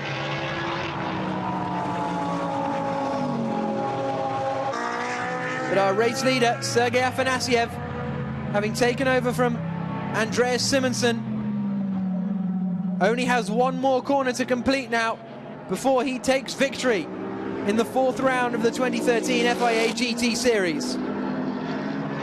He's got a 4.1 second advantage over René Rast. And Andreas Simonsen took the car, moved it up into 2nd place. Ortelli got a drive through. Sergei Afanasyev took over, and HDP are about to win the main race here. Fantastic victory for Afanasyev, but in the Pro Cup, it's a 1-2-3 for WRT Audi. Handshakes all around in the garage. Peter Charouz shaking hands. 4th place in the Pro Cup goes the way of Sergio Jimenez, 5th place overall. There comes Dominic Baumann across the line in the Lamborghini, the Grasso Racing Lamborghini, to claim 6th overall and 2nd in the Pro-Am class, and then Mike Parisi through. Here comes our final podium finisher in the Pro-Am class. It's Alex Buncombe and Wolfgang Wright. With that performance, I imagine. And Fabio Anidi comes through 4th in the Pro-Am class. Here's our gentleman winner, Michele Rugolo. Dowing on the throttle as he comes through. And he and Stanisvich have done a great job this weekend. It's great to have a second AF Corsa Ferrari out there. Look forward to seeing them for the rest of the season. And Michele Rugolo takes the checkered flag. And Matthias Stumpf, I think, Patrick Kuhn, I should say, is still somewhere on the circuit out there. He's just coming to take the checkered flag in a few moments' time, but everyone else has finished, so Matthias Stumpf and Patrick Kuhn will finish 12th place and 5th in the Pro-Am Cup. But there's our race winner, Sergei Afanasyev. We didn't see much of him really in the second half of the race because he disappeared off up the road. The Audi started to close him in, but it wasn't enough.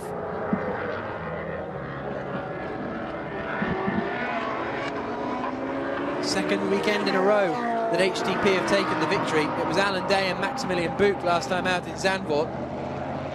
But it's Afanasyev and Andreas Simonsen who've done it here. And there is the 13 Audi of Frank Stippler, finishing 3rd in the Pro Cup in the end after being overtaken by Laurens Vanthoor in the closing stages of that race. René Rast taking the win in the Pro Cup, which is great news for him and Nicky Meyer-Malnoff. We'll see how that affects the championship standings in a few moments' time. Here's a look at the replay. I think Vanthoor just sent it up the inside there. I don't know, it's difficult to tell from that, but that looks to me like a genuine overtake. Vanthoor taking 2nd place in the Pro Cup towards the end of the race. But nevertheless, a superb performance from René Rast. He's driving on the grass there, but he's been quick all weekend. He's been quick for his entire life, really, René. He's won the Porsche Super Cup 3 times in a row in 2010, 11 and 12. In 2009 he was 2nd in the Porsche Super Cup. He's been quick ever since he got into a VW Polo when he won the ADAC VW Polo Championship in 2005. Never been a single-seater racer, René Rast. Similar to Marc Basseng, he's gone straight into GT cars, and that certainly seems to be his home. There's Andreas Simonsen waiting for Afanasyev to come down the pit lane. The Audi flags are waving because it's a domination in the Pro Cup for WRT. There's René Rast climbing out of the car. 2nd on the road, but a win in Pro Cup is what matters. The full 25 points. René Rast and Nicky Meyer-Malnoff over the moon.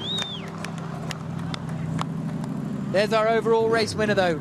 Sergei Afanasyev in the car, Andreas Simonsen opening the door. And what a fantastic performance that was from them. Bumps his head a bit on the way out, but there's Afanasiev, the young Russian driver.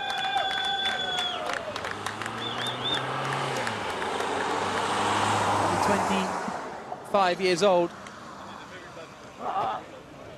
Raced in FIA GT1 last year with the racing team Russia. Finished fourth in the Dubai 24 Hours earlier this year with Black Falcon in a Mercedes, so he knows his way around these machines. So fantastic victory from them, and we can now hear from Afanasiev and Simonsen. They're down in the pit lane, and look, there's John Watson. Sergey, Andreas, winners overall, but winners of Pro-Am as well. How good is it today? Cool. This guy done a great job on the start, and then I had just to keep it up, and I done it. That was cool. It's really amazing for us. This is from the start, everything perfect. The team did a great job now. We finally got a good car, and it's just awesome. Yeah. How was the start? It was a bit of a mess from everybody's point of view. Yeah, it was really a mess because they were not doing the same speed as we're supposed to, and they went a bit early, and then it was just completely chaos. But for me, it was really good. I tried to take a bit of care in the beginning, but I got good speed, and I could almost overtake into first in the first corner. So for me, it was really good. And Sergey, after the pit stop, all you had was clear racetrack, no one to race with. There was a race with. There was a race with myself, actually. From the beginning of the season, the time we are here, I'm quite not confident with myself on this circuit because it's very slippery, and I'm not confident with the car yet. It's my first season. But I'm amazed of the job of HTP Charouz guys. I'm really thankful to them. It's their job. Thanks to the engineers, thanks to the sponsors, thanks to SRO. Thank you, guys. Thanks for watching. Thank you. Well done. Congratulations. You'll struggle to find a nicer chap than Sergey Afanasiev. Good fun as he goes off to get interviews with the rest of the TV crews around there in the scramble that is the Parc Fermé. But a fantastic performance from Afanasiev and Simonsen to take the victory. A Pro-Am car winning overall. We didn't know if we'd see it this season, but we have here. There's no doubt about it. It's a very strong performance from them. But in the Pro Cup, it's an Audi 1, 2, 3, and we can now hear from Laurens Vanthoor and Stefan Ortelli, who finished second in the Pro Cup and continue at the top of the championship. Stefan, the question's got to be asked, what took place at the start? Yeah, I think on a normal straight line, I mean, you actually look at your inside and you see the car, and I just mixed up a bit because it's a left corner before and I was inside. Of course, even if you go at the same speed, you are doing less travel, but I was not at the same speed. I was a bit quicker than Sébastien, and then I look at my mirror and I didn't see him. I went even down to first gear, so I was supposed to start in second, and I didn't see him, so I went down to first gear, and I was still looking in the mirror, and then I look at the start and I accelerate. I didn't see him, and it's 100% my fault. Well, there was a bit of a mess behind you. Anyway, good race. Laurent, you drove your heart out there to close. I mean, 3 Audis, almost nose to tail. I'm completely fucked. It was, yeah, unfortunately, we had a drive-through because Stefan made a small mistake, which can happen. I had already plenty this year, so that's life. And I was so pissed. I just wanted to kick everything out of the car and had fun, and I did that. It was a bit close with Frank in the last lap, but unfortunately, he's a teammate and a championship contender, so I have to find a bit the midway to race against him. But we are P2 in the pro class, and I think we can more than be happy. We extended our lead in the championship, which is where we came for. So I'm happy. Laurens, thank you, and apologies for misuse of language. I hope it didn't offend any of our audience. It was just in the heat of the moment, and this is what happens when you jump out of a racing car and the adrenaline is still flowing. Yep, thank you very much for that, Watty. Again, apologies. I think it's probably more to do with being Belgian and Laurens Vanthoor than being a racing driver. He's a fun young man, is Laurens, but he's learned an awful lot of English words that he shouldn't have done, so apologies for that. So they finish second in the Pro Cup, third overall, but we can now hear from our Pro Cup winners. Brilliant drive from René Rast, no doubt a happy Nicky Melnoff. Nicky, René, an interesting race, hard work all the way through. Yeah, at the start it was, I had the feeling that there were a lot of cars going really quickly before the red light, but nothing I could do, and I tried to cover the inside, and then I was lucky to stay on the inside and not involved in the first crash. So, and then I tried to stay with the guys, and then was the safety car period, so there was nothing much I could do. I could only wait and bring the car safe to René, and then he did a fantastic job to go from 5 to 2, and he really had to fight hard because of also from the competition from their own team. But I'm extremely happy to finally have a win in the pro class in this championship, so I'm really happy and excited, and I'm glad that we could finally pull it off together.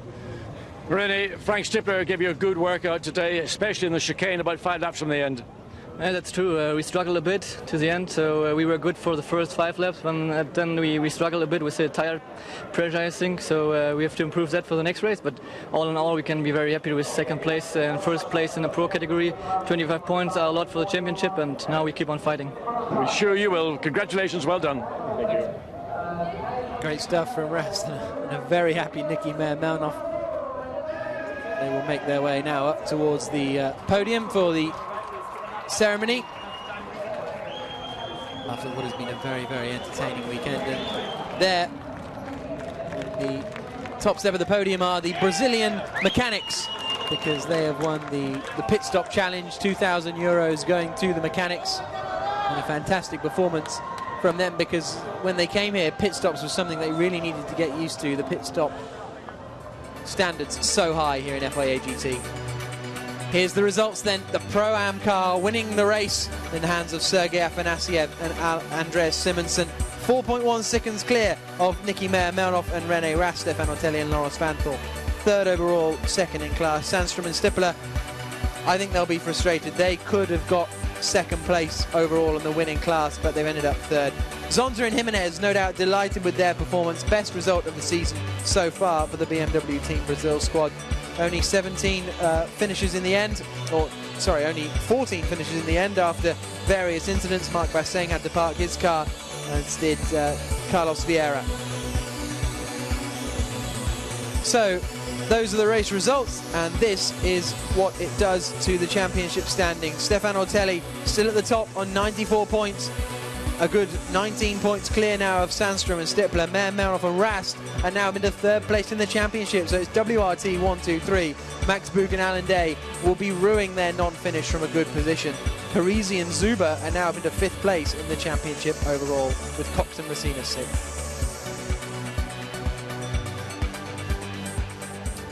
So there's the podium here at the Slovakia ring. The crowd gathered, the media gathered, the teams gathered, all waiting for it to kick off. The top step of the podium here at the Slovakia ring, just outside Orachova Poten, about 45 minutes outside of Bratislava. Great little city, Bratislava. Used to be the capital of the Hungarian kingdom back in the day, but now it's just the capital of Slovakia. There are our podium finishers all being collected backstage, if you will. René Rast climbs out and onto the top step of the podium. He and Nicky Meyer-Melnoff finishing in first position. We're going to get used to that silver and red, because second place is Stefan Otelli and Laurens Vanthoor. And in third position, we've got Frank Stippler and Edvard Sandstrom onto the podium. And as ever, it's the Belgian national anthem.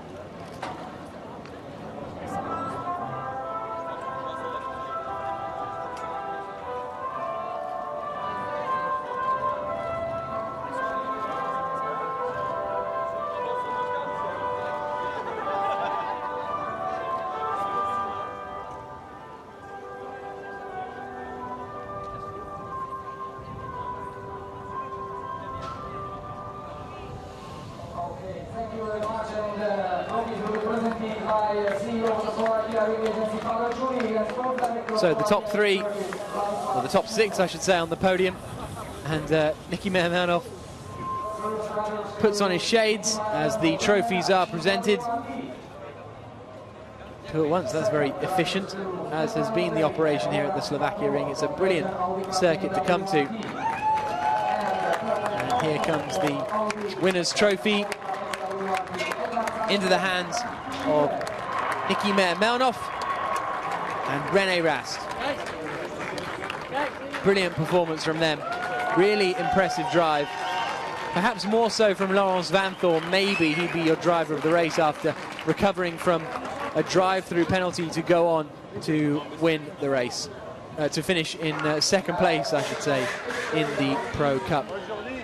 So a fantastic weekend of racing. The champagne is sprayed here in Slovakia, and the next round will be in Navarra in a few weeks' time. Make sure you join us for it. It's Laurens Vanthorn and Stefan Ortelli at the top of the championship. From myself, Jack Nicholls, Emily Groom in the pit lane, and John Watson, who's been alongside me. We will see you in Navarra in a couple of weeks' time. Thank you very much for joining us.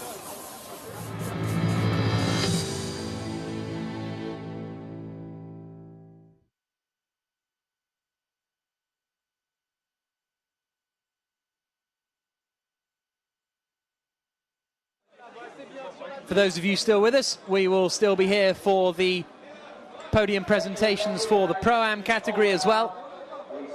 Mayor Melnoff dropping the champagne successfully. And the Pro Cup drivers head off. Well, once they finish celebrating. I never understand why drivers just can't take the champagne downstairs. Never understood it. Oh, because they're going to, that's a true point, they're going to the press conference, aren't they? So you can't be seen to be drinking at the press conference. The drivers head off the podium. Some of them are taking their champagne. Look at that. Some of them are going to down it in the press conference as we get ready for the Pro-Am category. Stefan Ortelli, he's a man who knows what he's doing. He's not going to throw it down. Andreas Simonsen and Sergei Afanasiev onto the top step. Fantastic performance from them. And the Intervetten girls come with them. Second place for Dominic Baumann and Harry Prochik, and Wolfgang Reip and Lucas Ordóñez are onto the third step of the podium.